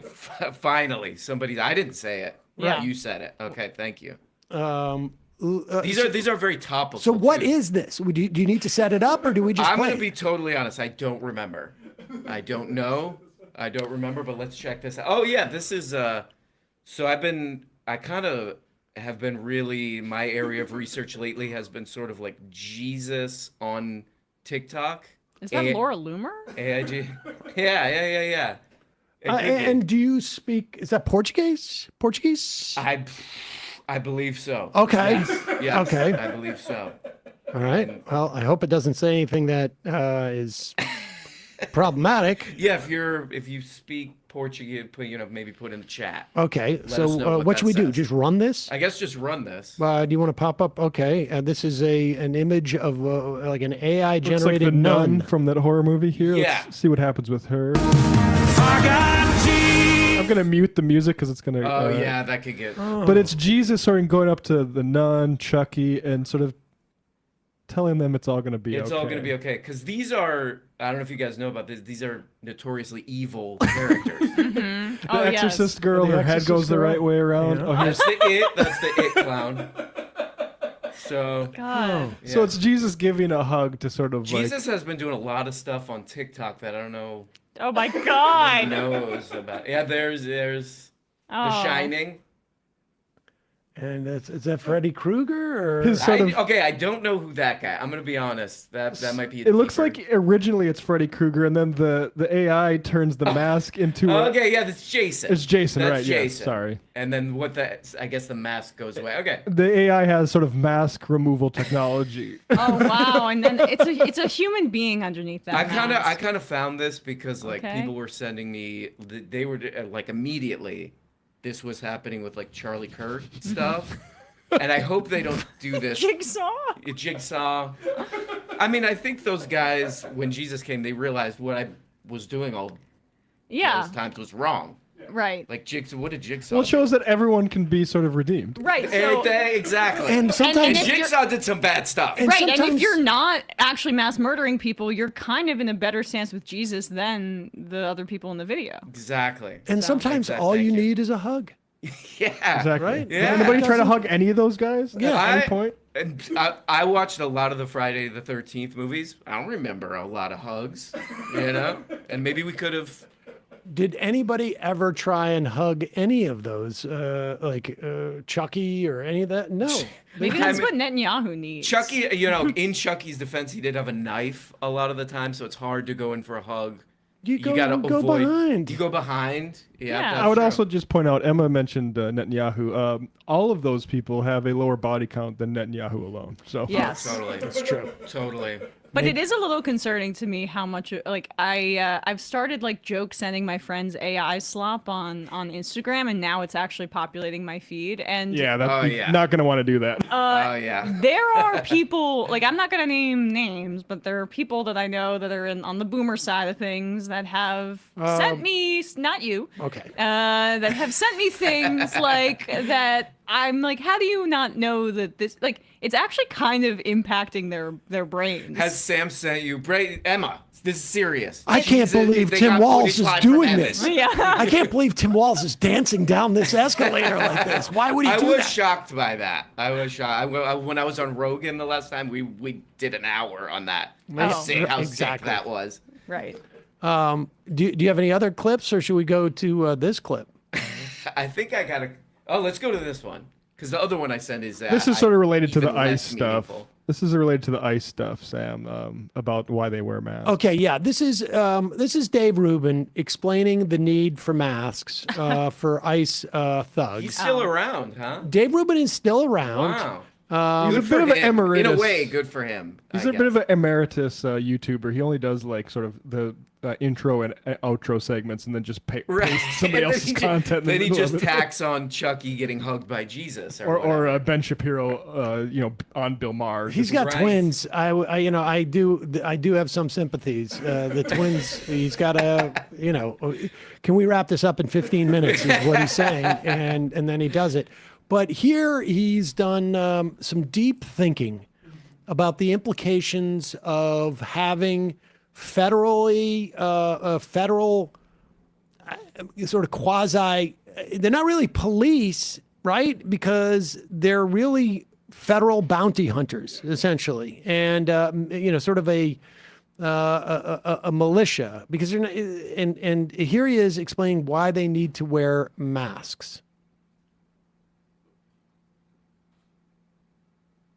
But the other part of all of this is the mask part, because the ICE officers, the way the Democrats are framing it is there are these masked guys who look like Cobra soldiers out there, and they're taking orders from Cobra Commander and Destro and Dr. Mindbender and Firefly. Going into G.I. Joe stuff. Is that how we're thinking about it, guys? Like a G.I. Joe episode? Infamously, Tim Pool is a fan of looking through politics in this particular lens of, Marvel or other kinds of movies. We do not think this way. Dropping in a reference to explain things, but the idea that I don't even know who those guys are, but the idea that we think like the Joker or the Penguin is sending out. No, actually, the biggest problem is that it's not the Joker and not the Penguin sending out these masked thugs. It's our government. Yes. That's the biggest problem about it. Yeah, I don't look at Japanese internment thinking it was like the masked, or I don't know, whoever. Right. If it was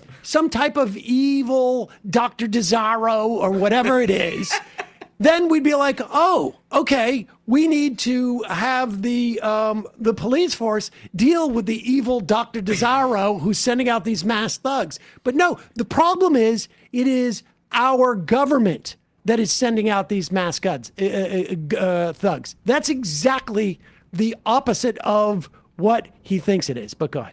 But the other part of all of this is the mask part, because the ICE officers, the way the Democrats are framing it is there are these masked guys who look like Cobra soldiers out there, and they're taking orders from Cobra Commander and Destro and Dr. Mindbender and Firefly, and I can probably think of a couple others. I'll work on it when we play the clip. Good for you. And they're taking orders from them, and they're just running around, and they're masked because they're evil people. No, they are wearing masks because you lunatics keep going on television telling everyone that they're evil, and they are concerned about their family. I don't know if you ever heard of Spider-Man or any other superhero, but why did superheroes, when I was flying back from Charlie's funeral, I actually watched Avengers Endgame because I was like, I'd have to be able to not think for a little bit. Hold on, can we just take Those a last moment and just acknowledge how insane that segue, that one sort of tangent. Incidentally, I went to Charlie's funeral, and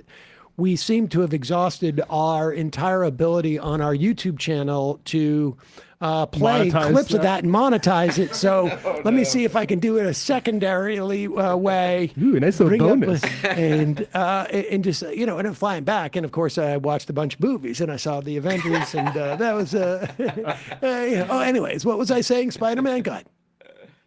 Or any other superhero, but why did superheroes, when I was flying back from Charlie's funeral, I actually watched Avengers Endgame because I was like, I'd have to be able to not think for a little bit. And Endgame's pretty good. Those last two, Infinity War and Endgame, are pretty good. But why do superheroes wear masks? You know why superheroes wear masks? And they always point it out in all the movies. Good. They don't wear the masks for themselves. They wear the masks to protect their family. Right. Spider-Man wore the mask not because he was afraid that Green Goblin was coming to get him. Green Goblin was coming to get him either way. He didn't want Green Goblin to rape Auntie M. Oh. Auntie M? Right, that was Auntie M. Right. She was Auntie M, right? Can you...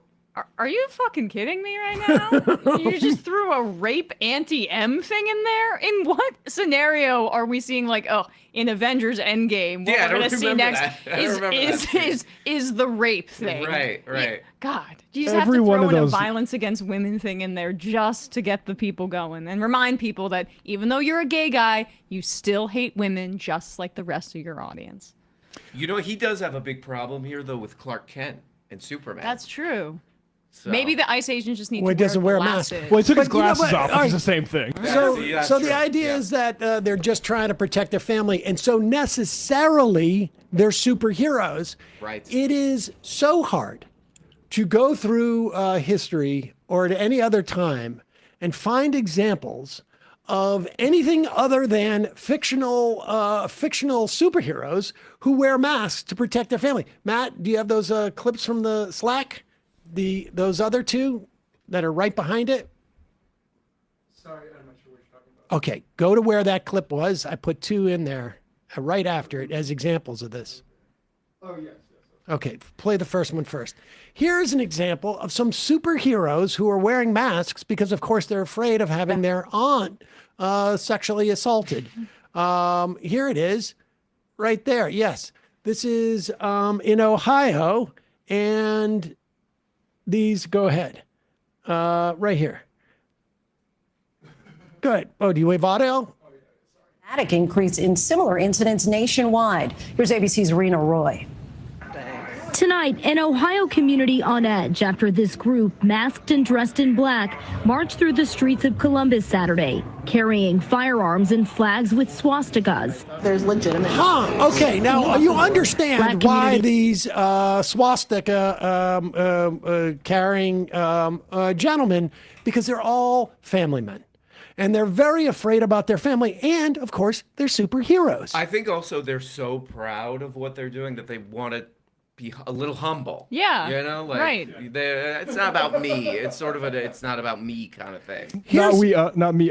Yeah, exactly. Now, listen, of course, many of these movies, the Avengers and Spider-Man, this all takes place contemporaneously or well into the future.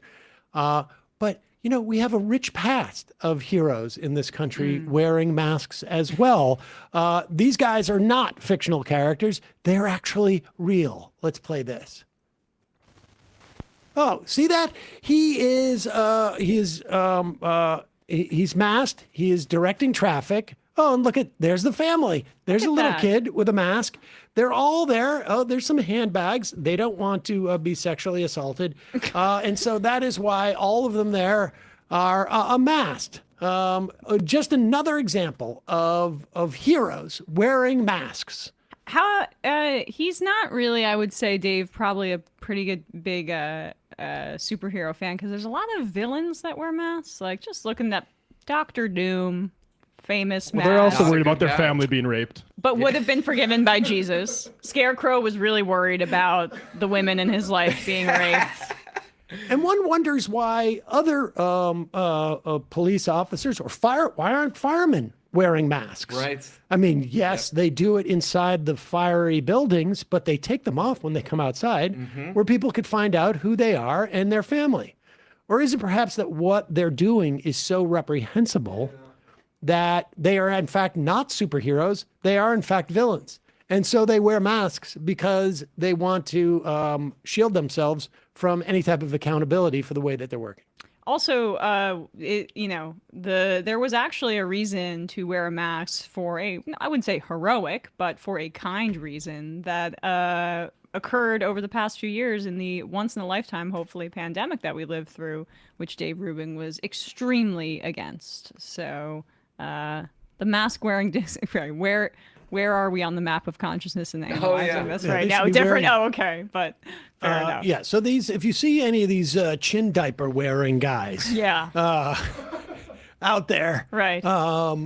Make sure that you Very beta. Yeah. Yeah. I think calling them beta and chin diapers. Do they have? Maybe ask them, like, does your chin have diarrhea? Yeah. Why do you need to wear a chin diaper? That's a burn. That's a burn they won't recover from. Exactly. They get that. Remember the Superman movie where he was kicking his gun all over the sidewalk as he's trying to detain the guy? Superman, that was his Keystone Cops era when he was fumbling around. This is before they've gotten their powers back, right? Superman's accidentally Yes, they don't have their full powers yet, aka the billions and billions of dollars of funding from the federal government to fund our Gestapo. Which apparently is hate speech. I'm sorry, I shouldn't actually say that. J.D. Vance says as much. Did you just come with one clip? I see the other ones are they're stupid to the point of I think they will slow the I mean, show this down. was previously covered on R.M. Brown's program. Great. Oh. I believe this was. Maybe Yeah. I got it somewhere else. Okay, is this another example of this? Okay, so walk us through this. Oh yeah, I watched PBD have a wonderful conversation with Nick Fuentes about how Jews control everything, Right. and PBD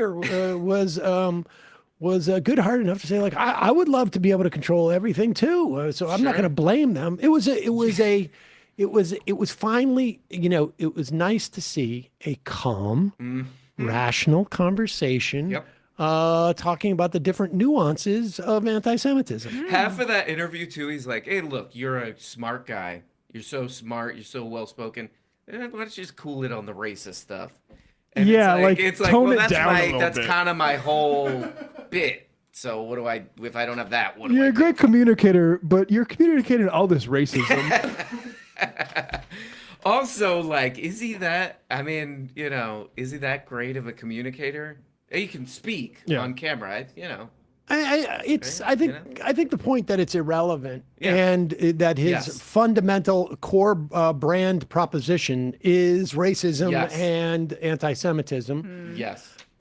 Arguably homophobia, but it's not clear. He seems very confused about that. I think at one point Nick Fuentes said that it was very gay to have sex with women, right? Which is, and God forbid, he would not want to be gay, and so he apparently is, or claims to be asexual. Is my understanding. Of course. Anyways, so here is PBD. And what's he doing? What's he doing here? So this is them last week after Candace Owens makes this threat to TPUSA saying if it goes in a direction that I don't approve of, I will go scorched earth. And this is she goes scorched earth a lot. She does. I She's think kind of always that's her scorching main the earth. Get a little closer there. I think that's her main earth approach. There you go. Yeah. This is them. They'll eventually go back to our favorite, the map of consciousness. Oh yeah. An enemy of you. There will be nothing that can stop me. Okay? And I want you guys to understand this is not a threat. This is a promise. There will be Hold on for 1 second. I nothing. got to ask this question. I'm sorry. Who is she talking to? Why is the camera 6 inches to her left? Is she? They switch shots sometimes. I think she's talking to. This is the 2-shot That's- Sam hates. That's like a very 90s thing, right? Oh yeah, Would it be like it's horrible. But at least the 90s thing, they'll go clock like closer to like 90 degrees. Yeah. This is really just like 8 degrees off of You know where what? the We should reach out. They should go full 90s where it's black and white, handheld. I think what it's we should all shaken. do is we should all talk like this, as if there's someone else in the studio that we're talking to. And listen, I appreciate you coming in and shooting this, but we've got another show over here that we're doing. This is the official camera. You can overhear You're me just talking. not saying, exactly. All right, make sure you get close to your mic. Okay, sorry. Okay? And I want you guys to understand this is not a threat. This is a promise. There will be nothing that can stop me. I will release every single text message. So to those of you who are trying that, I'm seeing the messages. I am telling you to back off right now. Like right now, don't do it, okay? Don't you think about it. I know exactly who you are. I know exactly who you were that were exerting pressure. Don't you pretend to be noble now and say nice things about Charlie Kirk and think you're going to slide into his chair, okay? Over my dead body, which I'm sure can be arranged. Whoa. Okay. Well, what do you think? What do you think she's saying? Do you think she's talking to Shapiro? Okay, so we're gonna skip a little bit ahead. Now, who's on there? Eric with it? Bowling is there. Oh, Eric Bowling. So to bring the mood down a little Okay. bit. But here they are. They'll go. This is where they get into the map of consciousness. Oh, I got to say, this is amazing because there's like 4 guys who look like just at different times during the day. The same guy, just at different times during the day. Different levels of She's used all her bullets, so to speak. But it's I'm not trying to Nick. see what you're saying. What's your point here? Like, tell me what your point I'm saying is. she is angry and venomous right Okay, now. yeah. And that is not a person that you want to mess with. She's capable and she's filled with rage. That's all I'm saying. Do you think on the power versus force chart? Yeah. I'd love Oh, to there see we what go. Pat thinks about yeah. this. Rob, if you could pull that up. Power versus force. Please show me where you think Candace is operating out Vinny, of what do you right think she's now. at? Show the On chart. power versus force, what do you think she's at? I love his Let me see the looking at chart. it. We just did this at the vault. If I had to, where? Go Take this so to the seriously. third Punch in, row Rob? level. Do Right they? there. Is Okay. what is Okay. going on here? Like, how much money do they get Yeah. every time they show this? This is Yeah. just the most bizarre. And they get it from the same place I Honestly, do, which is this Google Image map Search. of consciousness. What is it? It's this is where I just Google image map of consciousness and then see what comes up. There is, I would bet everything I own that they use this map of consciousness as a tool in what PBD's business is. His main business is business consulting. And he has like 40 guys working for him, maybe more, in a building that's right across, it's on like this airstrip, and like right across it, working in this building, doing this. And I am convinced they must use this map of consciousness as a business consultant thing.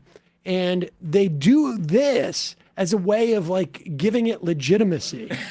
I could see that. I could also just see them being so emotionally stunted that this is the only way they know how to categorize. Yeah. You may be right, Emma, but Matt, could you why don't you pull up the Majority Report trucker hats and let's take a look at that and see if that gives us some answers to what we're looking for, because that is one of the ways that we can divine what's going on is by looking at a Majority Report trucker's hat available in 2 different colors. I'm feeling kind of keychainy right now. I don't know if that's no keychain. No pull up the keychain. Majority Report merch store, and we will figure out what's going on here. We should sell mood rings that tell people which part of the map of consciousness they're on. That's really perfect. Right. She's angry. She's in anger. Yeah. It always ends up there. Every She's time. angry, which a lot of people are. So she's below the what do you call which the is not a bad neutrality thing. line? That's just, guess what? I've fluctuated all over this damn thing. But I think, Adam, because what she's talking about, if it is Ben Shapiro. You think that's not a bad thing? No, I didn't say it's a good or a bad thing. I just said where she's said at. it's not a bad thing. You think? I'm saying. So you think this is kind of like maybe the thing I like about PBD is that these are all also like sales tricks.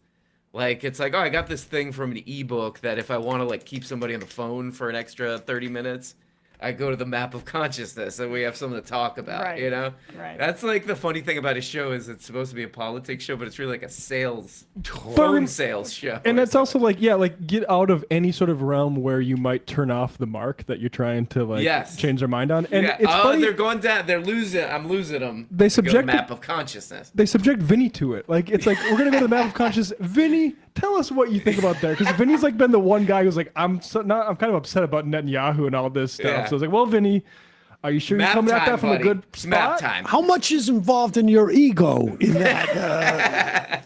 My favorite thing is that they couldn't tell that she was angry just from listening to her. Right. We got to pull up the map of consciousness to read. Yes, the whole map of consciousness, and all they come up with is anger. Yes. So insightful. That's kind of every time because they're watching a clip where somebody's, like getting mad about something. They're like, map of consciousness time. Oh, angry. Angry. And that makes you less conscious. Yeah. What would have thought? Should we do that? Should we score ourselves on the map of consciousness? Yeah, we can measure. Let's go through this, and we'll all see where we are on the map of consciousness as we listen to this. Yeah. Let's see. Kind of apathy right now. Okay. I would say apathy. Apathy. Maybe neutrality. Are we on emotion? I'm a little mad that I don't get my own segment. I gotta be crammed next to Emma. I know it's so that would be. Let me go. Would be tragic. Oh, it's tragic to sit next to me? Yeah, it is. Well, now I'm in the anger portion of emotion. Man, okay. And so that's how they kind of interact. They can kind of domino. Emma, don't you think that you're in vindictive right now? Yeah, and the problem is you're in the red. It's a force. Yep. And it is you're in force. Yeah. And that's you're in the red zone. That's very difficult. Really, what you want to get up to is somewhere like joy, joy. Bliss, but serenity. In fact, honestly, there shouldn't. This map is too expansive for me. They really just need to cut out all of the other elements: God view, life view, level. Maybe keep scale and definitely keep emotion. But I have no process, so for women, it's just scale and emotion. My process is I'm at level 540. My process is transfiguration. My emotion is serenity. You do read that, You do give transfiguration. My life view is complete. Yeah, pretty much. Why? Oh, you believe in one God too? Why is it so top heavy? Why is it so top heavy with the scale? It's going in these intervals, and then you can be like at this incredible scale of pure consciousness at the very top from 7 It's to just 1,000. like a video game. It takes more XP to level up the higher you get. Yeah. I was hoping they would use SAT scoring. But... Are there purchasables on the thing? Can I just... In-app purchases? Yeah, in-app purchases. I just want to buy Bliss. And where is the part about being in the bathroom for 20 minutes? I can't find that one on there. All right, go ahead. What she's talking about for this Ben Shapiro. You think that's not a bad thing? No, I didn't say it's a good or a bad thing. I just said where You she's said at. it's not a bad thing. You think? I'm saying. So you I think at a time like this, it's good to be there? I do. Tell me why. I think we need to be there. Tell me why. Because the left will tell you, let's go back to unity. Let's tone things down. Yeah, sure. Because you didn't just have one of your biggest, most influential human beings on your side assassinated in cold blood. It's not time to take the tone down. I'm not. Disagree with you, my friend Eric. I'm not. Eric's on the wrong part of the map of consciousness. It looks like Oh he's man, totally. he's red zoning right Well, now. totally He's let at me- like a 50 max right now. What's interesting though about this slightly is that what's the guy's name on the left? That's not Vinny. Sosnick. Adam. He's the big pro-Israel defender. He's the one who threw a tampon at Anna Kasparian Oh, because she yeah. brought up Israel. Nice, Oh, right, I forgot about that. nice new friend she's got over there. It's interesting because Candace Owens was going after Bill Ackman in that Yes, monologue, clearly, right? yep. So that what she's alluding to and the accusation is that there is a war for the future of TPUSA. Erica Kirk, I would imagine, is some sort of figurehead, but they're wondering which part. I don't mean to besmirch, the former Trump model or whatever, but they are trying to see which direction all this money, this infrastructure going to go. Is it going to go with Ben Shapiro, who has basically said, "I'm making Daily Wire a $1 million donation to TPUSA." Oh, it might be bigger than that. Isn't that what he said? And I'm like, isn't Daily Wire in dire financial straits? Well, or it's are they an trying investment. to It's an investment. So It's is it going to go in the Ben Shapiro mode of a more still establishment Republicans? It was a million, yeah. Or is his Charlie Kirk's girly, Candace Owens, going to take it over and have the anti-Semitism / anti-Zionism take over? And I'll just say, since this happened, Candace Owens has been going, and you've probably seen this, even more, I guess, scorched earth or insane, peddling random conspiracy theories. She's about, examining a lot of video footage. Yeah. For sure. She's doing a lot of that. Which I thought, maybe she would take a little bit of time to get to, but I guess. Oh my God, I know. Well, those clicks aren't getting themselves, I guess. Suggesting violence. I'm not suggest to take the tone down. fully disagree with you, my friend Eric. I'm not suggesting violence. I'm not suggesting violence at all. But I'm saying stay pissed off, stay angry. I had Looks a tragic like loss in everybody my else life. thinks he I is. lost a child in college. Yep. Was bowling ousted for misconduct? Yeah. Still kicking though. There's always a second life for these guys. Third life, fourth life. But cancel culture. Let's see. What should we? 7 is pretty great in my view. Okay. That's yeah. Our new friend Jennifer Welch, who was on Tuesday, just. Oh, I've seen her. She's awesome. She's funny. She's great. Yeah. She's funny. She's making me laugh. Got great politics and is conducting an interview in a much better way than you're going to see 99% of journalists, specifically on mainstream media. Because this is a compilation. I'd encourage people to check out the full interview because I think this is at Chaotic Leftist on Twitter, or whoever put this together cut out his, or I guess it's on TikTok. Either way, cut out his responses because he's just filibustering. But listen to how many times. Wait, and this is the lieutenant governor of where? Of Georgia. He's running for governor in Georgia. He's a Republican. And I guess he went on their show, interestingly. And she just completely hammers him or won't let up on, will you take AIPAC money? Will you take AIPAC money or have you taken AIPAC money? I'm not certain if I've taken it or not. I've run I've been in office 10 years. It doesn't jump out at me as I'm taking it. But I think the most important part But will you for this race? I have no idea. I haven't even thought about it. Okay, come on, Jeff. This I'm is sorry, actually. like Can you there's a pause it? genocide going. He was a Republican until like very, very recently this year. So I'm sorry for getting that wrong. And but he's running for a Democratic. Mhm. He's running for the Democratic nominee in as governor in. yes, I stand corrected. That's why he's going on their show. I've been in office 10 years. It doesn't jump out at me as I'm taking it. But I think the most important part But will you for this race?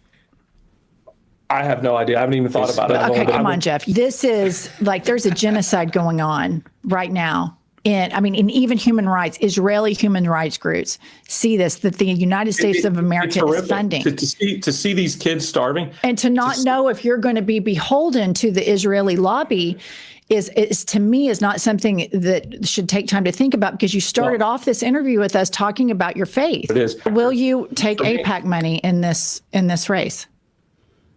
I have no idea. I haven't even thought about it. Wow. Okay, I want to take that moral clarity that you have right there and then ask you again, are you going to take money from AIPAC? Because just there you talked about, and AIPAC is what helped. They gave Trump over, I think, $200-300 million. Are you going to take money from a group that lobbies to deny that that's happening to those children?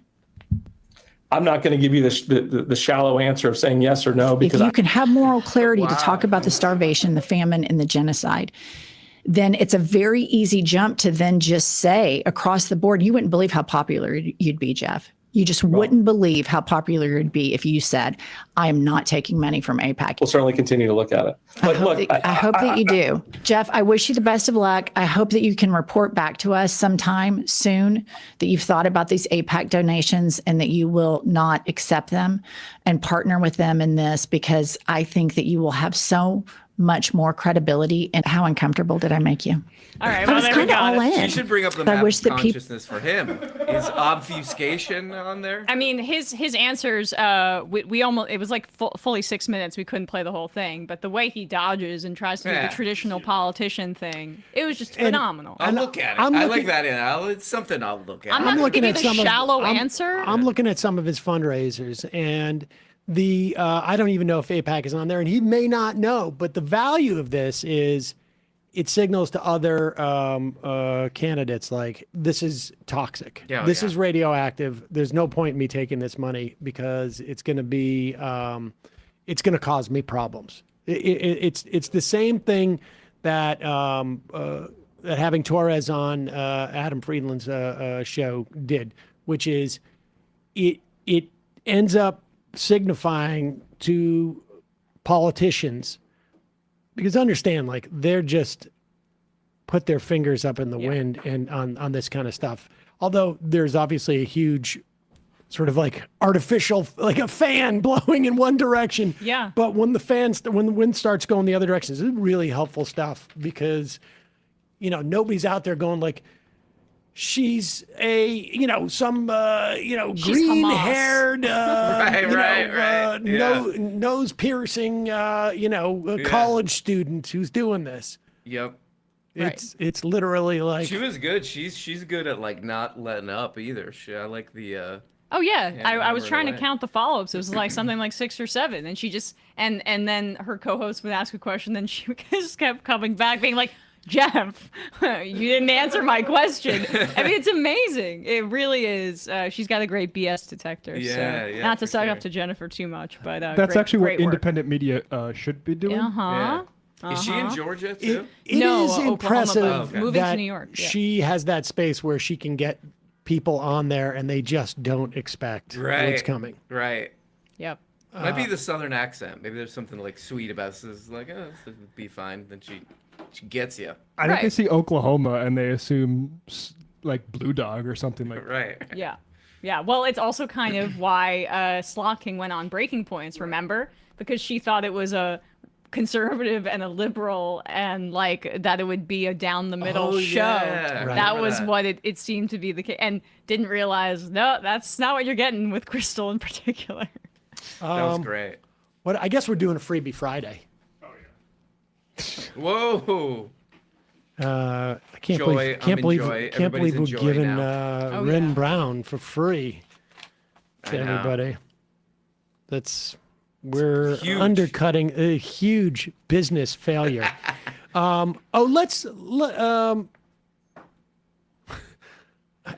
could go. Do you ever go to concerts? Very rarely. Why? I feel like I don't know. I feel like I'm getting too old for it. Maybe. Oh, really? I don't like standing up that much. You know, it's a lot of standing up. It from is what a I lot of understand. standing up. Yeah. They're a little expensive these days. Oh, they Going to oof. see live shows. But did you realize they're undervalued? Ooh. Remember, Live Nation Ticketmaster was the subject of a lot of antitrust stuff and a lot of FTC stuff during the Biden administration. And there's a time to reap and there's a time to sow. And this guy is finding this is the time to sow. Here is the CEO of Live Nation Ticketmaster with his perspective on ticket prices. For you, music is a better business, though, than selling tickets for sports, I assume. Yes, 100%. Yeah. Yeah, I mean, I think music has been underappreciated. I always joke, sports, it's like a badge of honor to spend 70 grand for a Knicks courtside. They beat me up if we charge 800 for Beyonce, right? So it's we have a lot of runway left, right? So when you read about the ticket prices going up, it's still average concert price is $72. Try going to a Laker game for that, and there's 80 of them or whatever the hell. So the concert is underpriced, has been for a long time. Underpriced, unbelievable. Wow. They beat him up for $800 a ticket. I mean, this is one of the most insane monopolistic practices in the country right now, and Lena Khan knew this. The United States, or I guess this was the Department of Justice, so it was probably Jonathan Cantor, right? Either way, the Biden administration sued Ticketmaster at the time because they do a few things. One, they own their own reseller, so they take a cut out of the initial sale and then get another cut on the back end when it's sold at an insane markup. I've seen that. They also use this thing called dynamic pricing, which basically fluctuates based on demand, and it uses algorithms to make that determination. But the baseline is already so high because of their monopoly that they're just inflating upon an already insane amount of money that they're making. And they've taken over almost every venue. Yes, yes. Like venues that we have done shows at, much less fun to engage with now that they are a Live Nation. Oh. I'm not going to say, but But we saw rings a bell. You had that chart, and I actually think I saved it on my desktop for future reference, like a little dork. The consumer spending chart that we showed, Sam, on how it's basically the only top 20% of the country right now that is increasing its consumer spending, and the 80% below is at the consumer price index, meaning it's matching inflation. That's what tickets have become. That's what concerts and shows, the only way I get to shows is I ask for Christmas, I ask for StubHub gift cards, and I accumulate them and then try to get great seats. But otherwise, I was looking at these Lady Gaga tickets. There's no way I could go to that. God. Are you kidding me? Because of the dynamic pricing. The shows and sports events, especially in big cities like this, have unfortunately become luxury goods for the top 20%. And that's how, also the ultra wealthy feel like they have a connection to culture and personality through these curated experiences. I was thinking that I walked by a Tame Impala poster. Oh, I've been listening to them a lot recently. Yeah. And I was like, okay, they're coming in December. And I was like, okay, let's see. I look it up. No, I'm not going for that price. Right. So that chart, that's what it's a bunch of. Right. This Rich is people. where that's I it. brag that I'm a little more savvy because all of my favorite musicians are from the early 90s. Fugazi. And, You're going to see Fugazi $5. Exactly. They're not going to raise that price ever. Exactly. Ian MacKay's 80 years old now. Exactly. Okay. And the show is at 6 p.m. and I'm back at home by, 7:30, 8, and it works. Do you remember any 90s shows that didn't cost a lot of money that you got into? You were like, that wow, that was the That peak. didn't cost a lot of money? Or whatever. Back in the day, these like Yeah, what prices were you seeing Husker Du for? No, Sam saw Nirvana, which makes me want to It was cry.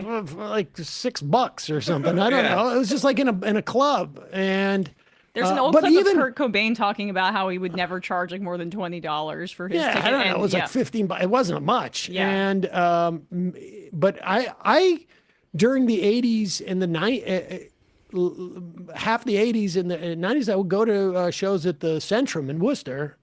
It's now named something different, but I saw like Bruce and Prince, and Whoa. it was all like it was probably like, if it was $35, I would have been like, whoa, but I'm going to splurge for this. Now, of inflation, but that's still. No, yeah. That's not $800 in 1980, in today's dollars. And this was like over 10 years ago, but I saw Louis C.K. at Madison Square Garden. Of course, Louis, different time now. But what I loved about what he was doing then was I think, banned resale. And my friend and I were able to see him with great seats at MSG for like $50 each or something like that. But artists could make these decisions. But in part, not to go down another wormhole, but these big artists are not, and not even big artists are not making money on sales of records anymore because streaming has destroyed the model. So artists are complicit in this, but they're also needing to make their money on tour. Mm-hmm. And that's part of why they're not challenging the Ticketmaster monopoly in meaningful ways. So I guess it might be different for comedians or whatever, or comedians that care, but for artists, the streaming model, Spotify has really hurt their business model. So they do it this way, and it rips off fans, and it makes it this elite experience that people can't bring their families to or whatever. Scott Egg and Cheese Besant on the IM says this is exactly what Eddie Vedder saw coming and tried fighting inches early 90. I don't know what that means. Eddie said every time he got a commitment from an artist to join the fight, Ticketmaster would buy them out. Mm-hmm. Oof. Yeah, I'm not surprised by that. There used to be a thing at South by Southwest too, where it would be like, well, now it's like, to get a badge to go see these like musicians is like prohibitively expensive. You can't do it. So there's like this class tier where it's like the badge holders are just like tech guys or whatever.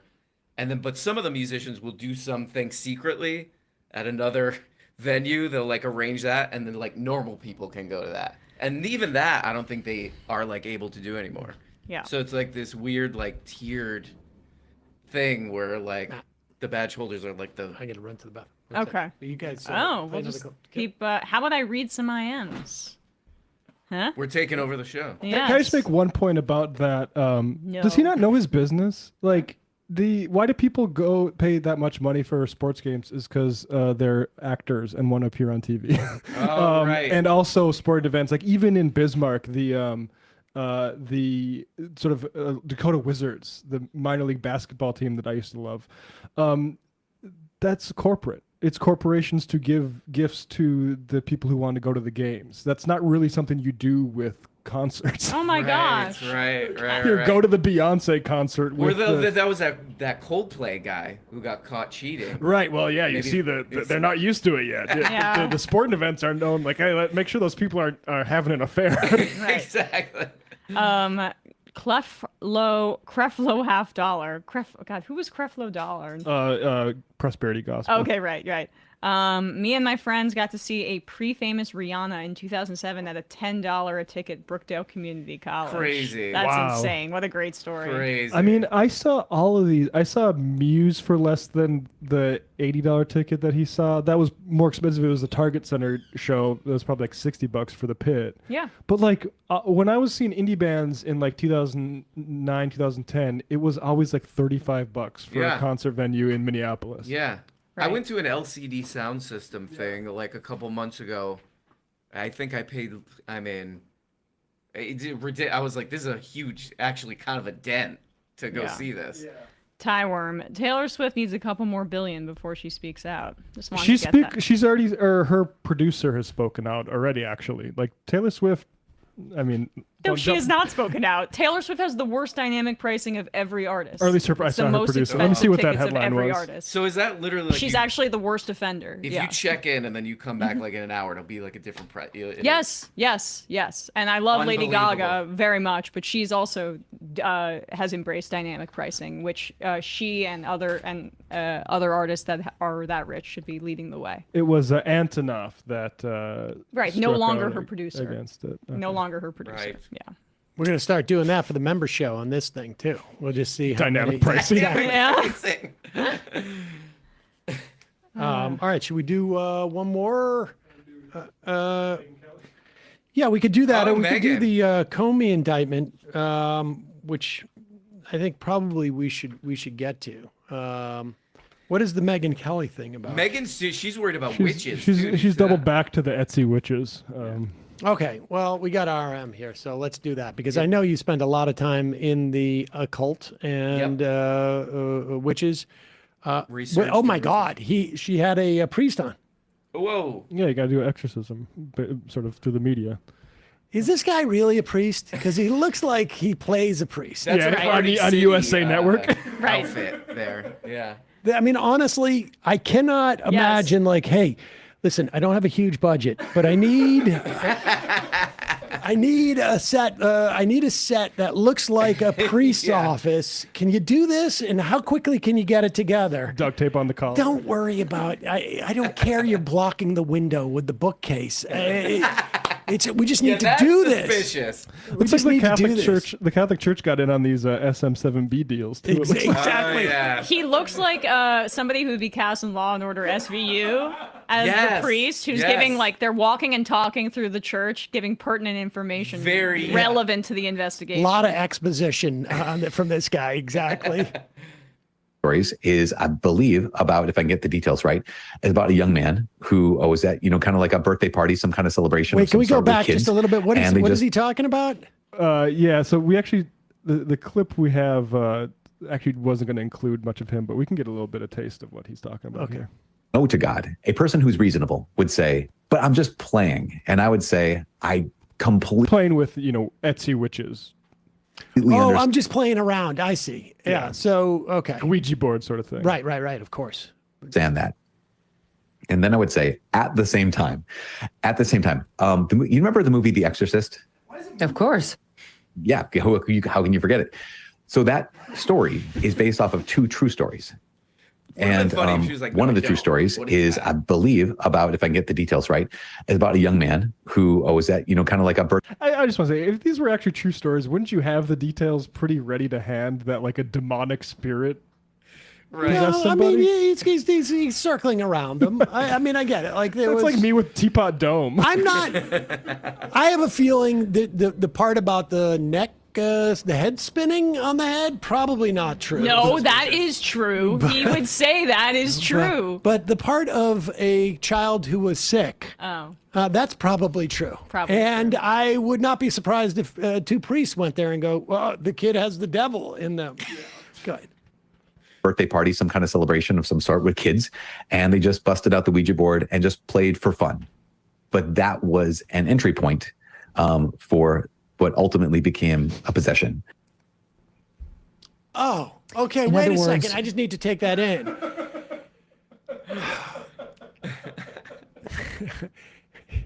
This is the part of the story you're not going to believe. Not the part about the possession, but how they got there. Ouija board. Oh, right. Yeah. That's what that story is. Unbelievable. Not trying to edify the fact that a possession is real, but that sometimes it comes from a Ouija board. You know the thing that Hasbro has the trademark for? Yeah, exactly. This was the problem. There were no possessions, and we didn't have to do exorcisms until board games. Yeah. Yep. When Chutes and Ladders came out, this was a real problem. Oh, yeah. Exactly. Mousetrap. The operation. Yeah. But you would be surprised at how many different sectors of our economy are invested in witchcraft. I mean, the publishers of Harry Potter, for Oh my one. God. Yep. some of the most complicit. Well, that's the weird thing is a lot of the right wingers were the type of people saying you couldn't read Harry Potter like 10 years ago, and then she came out as anti-trans, and now it's like, I guess, patriotic to read about Hogwarts. I mean, Etsy's literally doing business with witches and allowing them to profit off of their website. Platforming these witches. The, the New Deal had witch Cancel them. regulations that have been stripped away, and now you got the free market. Witches can sell their witchcraft on Etsy. Right. You're playing with fire, messing with this stuff. There actually are demons in this world. Oh. Calling up the spirit world, in particular the devil's spirit world, can actually have real world consequences. It's not something to mess with. Many Christians believe this. Yeah, they're wrong. This is dangerous. It's not a game. It's literally evil. Second, this is what I really want you all and the people at Jezebel and Etsy to know. Erica and Charlie Kirk heard about these curses. Right. And that news genuinely rattled Erica in particular. She knew Christian teaching on the subject. She loved Charlie, absolutely. And she was scared when she heard of the curses Jezebel had called up.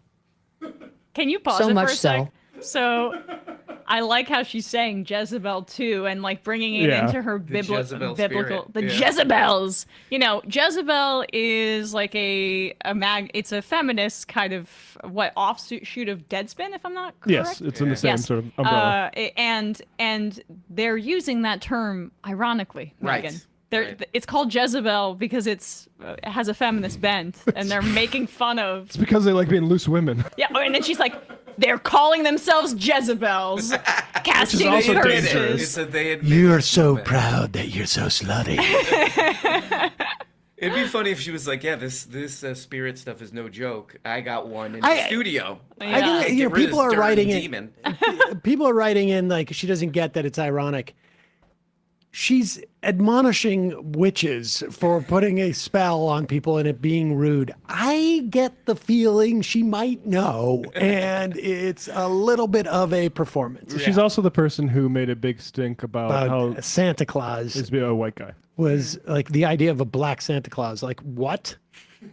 You're not going to Reads get a whole, presents. like article at one point where they go into this thing like, look, we don't really want any real harm, but maybe like his shoes are too big. Did you hear that? Like, Oh, I missed that they one. explain. They're like, this is a goofy joke, and she like keeps going for some reason. Well, Satan, you be careful what you wish for. Well, but maybe she actually, now that solves some things, she genuinely thinks Santa's real too, in addition to demons. Oh yeah, That must be it. yeah. It's the spirit realm. That she and Charlie contacted a friend who I believe she said was a Catholic priest, but definitely a friend, and asked him to come over and pray with them over Charlie the night before he was murdered. I don't believe this, but She eventually well, don't you worked it keep her through. up there, but And so did Charlie. they brought in a priest just for the Jezebel Etsy witches. the witch curse from the Jezebel blog, where they contracted with some Etsy witches. Apparently, No, I know, but I'm saying like they brought in the priest specifically for that. I find that hard to believe. and and I'll just say, And I find it hard to believe that they did and it didn't work. that's what I wanted to point out. Is clearly these witches are more popular than powerful than Christ. No, I think honestly, yeah. no, They're doing honestly, huge someone's numbers gotta, on Etsy. somebody's got to talk to that priest and see what they like. If it was a scam. I actually have Catholics in my family who bought a new house and invited the priest over in the first week to have dinner and bless the house. And the night the priest left, a picture fell off of the wall. Oh. Right, for they just demon- moved in, so maybe I think Okay. maybe you didn't put it in correctly. But my family red thinks flag. my family thinks the house is haunted. Yeah. All right. Well, Yeah. I think the real question They supported is Trump. I think the real question is like how well does the hot water heater function? Right. Like, is there do the doors like Is there a leak? The floor creak? Now that we think about it, should we be looking into demonic presences in this office? There's some spooky stuff going on. Like the plumbing's out like one once a month. Yeah, sometimes the power goes out too. There should be a guy who does like those examinations of like your septic system, but also he'll check for demons too. Like, get it all. You have not watched enough junk television because yeah, there are TV shows about this kind of thing. Oh man, hell yeah. That, as she later told me, weapons will form but not prosper. That Satan and those witches have no power. Of course, God's will is the one that matters, and his blessing over Charlie was real and palpable. All you had to do was spend time with Charlie to know that. But why torture a family like that? Yeah, God, when Charlie was saying the Civil Rights Act was bad, God's grace was just washed over him. Yes, a Christian, believing family. Why do this vile thing to a young couple, parents to two babies, living in accordance with the gospel, deeply in love, yes, political, but doing nothing other than speaking publicly about their views and their desires to make other people's lives better? Who would do such a they vile had a professor thing? watch list, incidentally, Jezebel. where they had That's who. hundreds of professors that they would harass and try and get fired. Right. That's just the low-hanging fruit. But obviously, no one deserves to be shot. But I think that, like, having websites and blogs, put curses on you is probably just, the way It's that the it works. free market, Yeah. right? So I thought, Yeah. if you get a curse, then you go on Etsy and you find someone to undo or fight against that curse. Connect too. I think you can Connect. If you go on Connect, you can Yep. get the curses reversed. Yep. I think Is there more Nick on this? Fuentes is on Now there, we're too. good. All right. Well, you know what we got to do? Wrap up here. I got a get the hell doctor's outta here. appointment. You want to go into detail about what you're? I'm having a little eye issue. Oh, Yeah. blurry. Blurry. Bring or us what? back, Matt. Right, where it's not. Yeah. We're still. Okay, yeah. Megan Kelly over Megan there. Kelly. Yeah.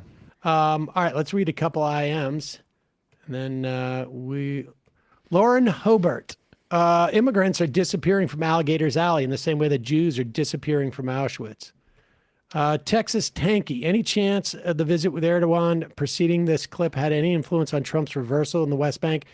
I got to think that it is, because he had said this like a day or two before too. I got to think it's like has to do with the Saudis, like some business deal. Oh yeah. Right.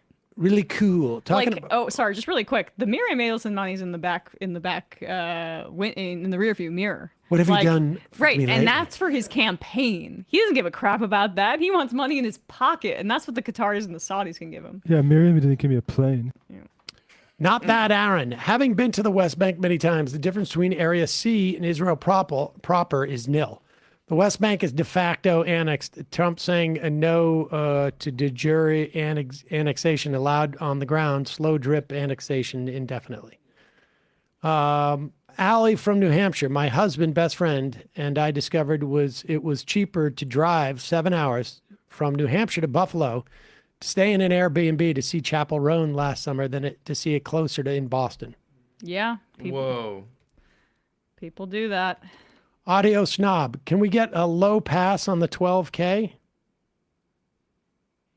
I don't know what that means. That's I think about Jeet's. Oh, Bogos Binto, does Jeet have a Substack or something where we can send him money to get a replacement battery for his smoke detector? And two more. Fool's errand. My dog is upset with Jeet Heer and his smoke. He's making everybody's dog go crazy with that beep. I can't. Muddy Mo. This map is their version of horoscopes. And the final IM of the week.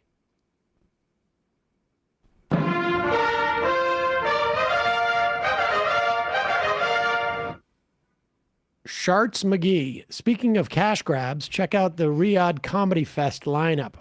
Oh, I did see that. Yeah. There's like 30 comedians, some that you like, some that you don't. Yeah. Who, I mean, Bill Burr's the main disappointment. I Yeah. think. Yeah. What's up with I, that? from the perspective of a comedian, I mean, I would not do it. I just want to make that clear. And I'm letting anybody off the hook, but I know the mentality. And they're like, I'm getting asked to go. Like if I went there on my own, nobody would care. Well, but that's sort of a point.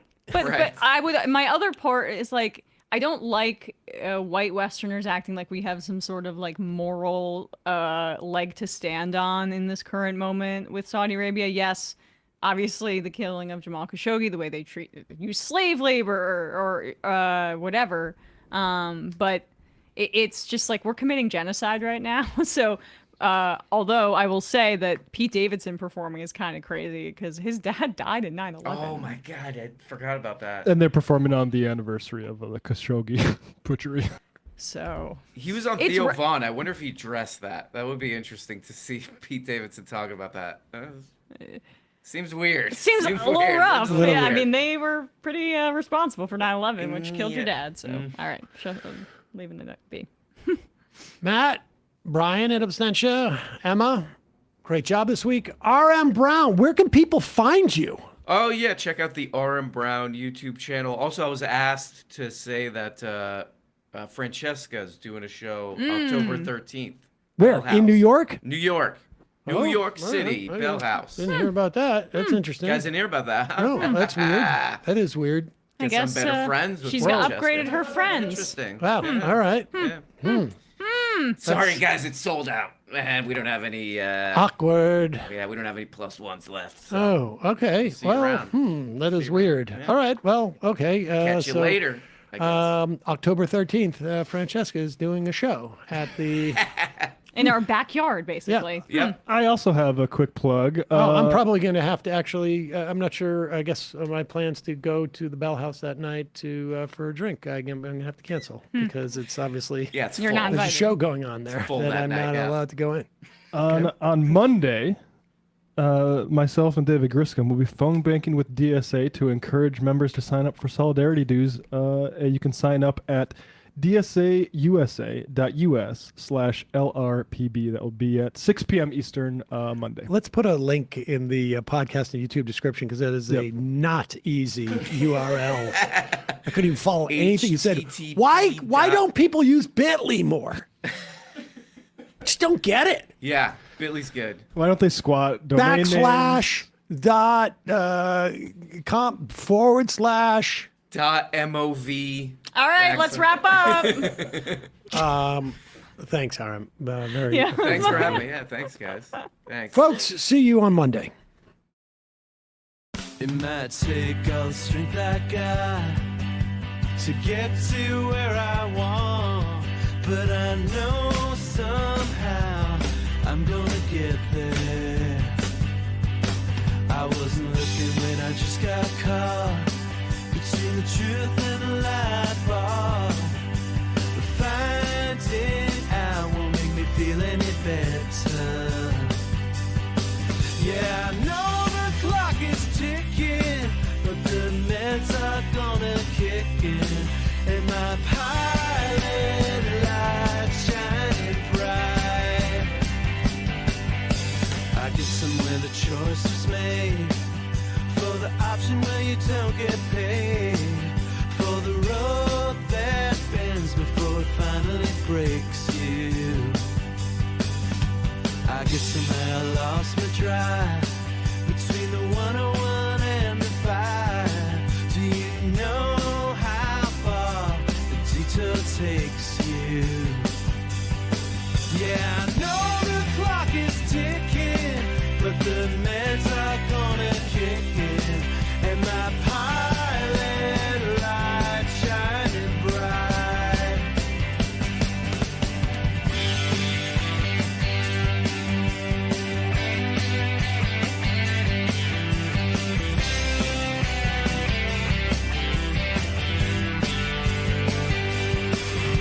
The months drifted into years while I shifted in and out of gear, waiting for my moment to happen. I don't know how much longer I can stay in, or how much more I got to pay to play in. I know somehow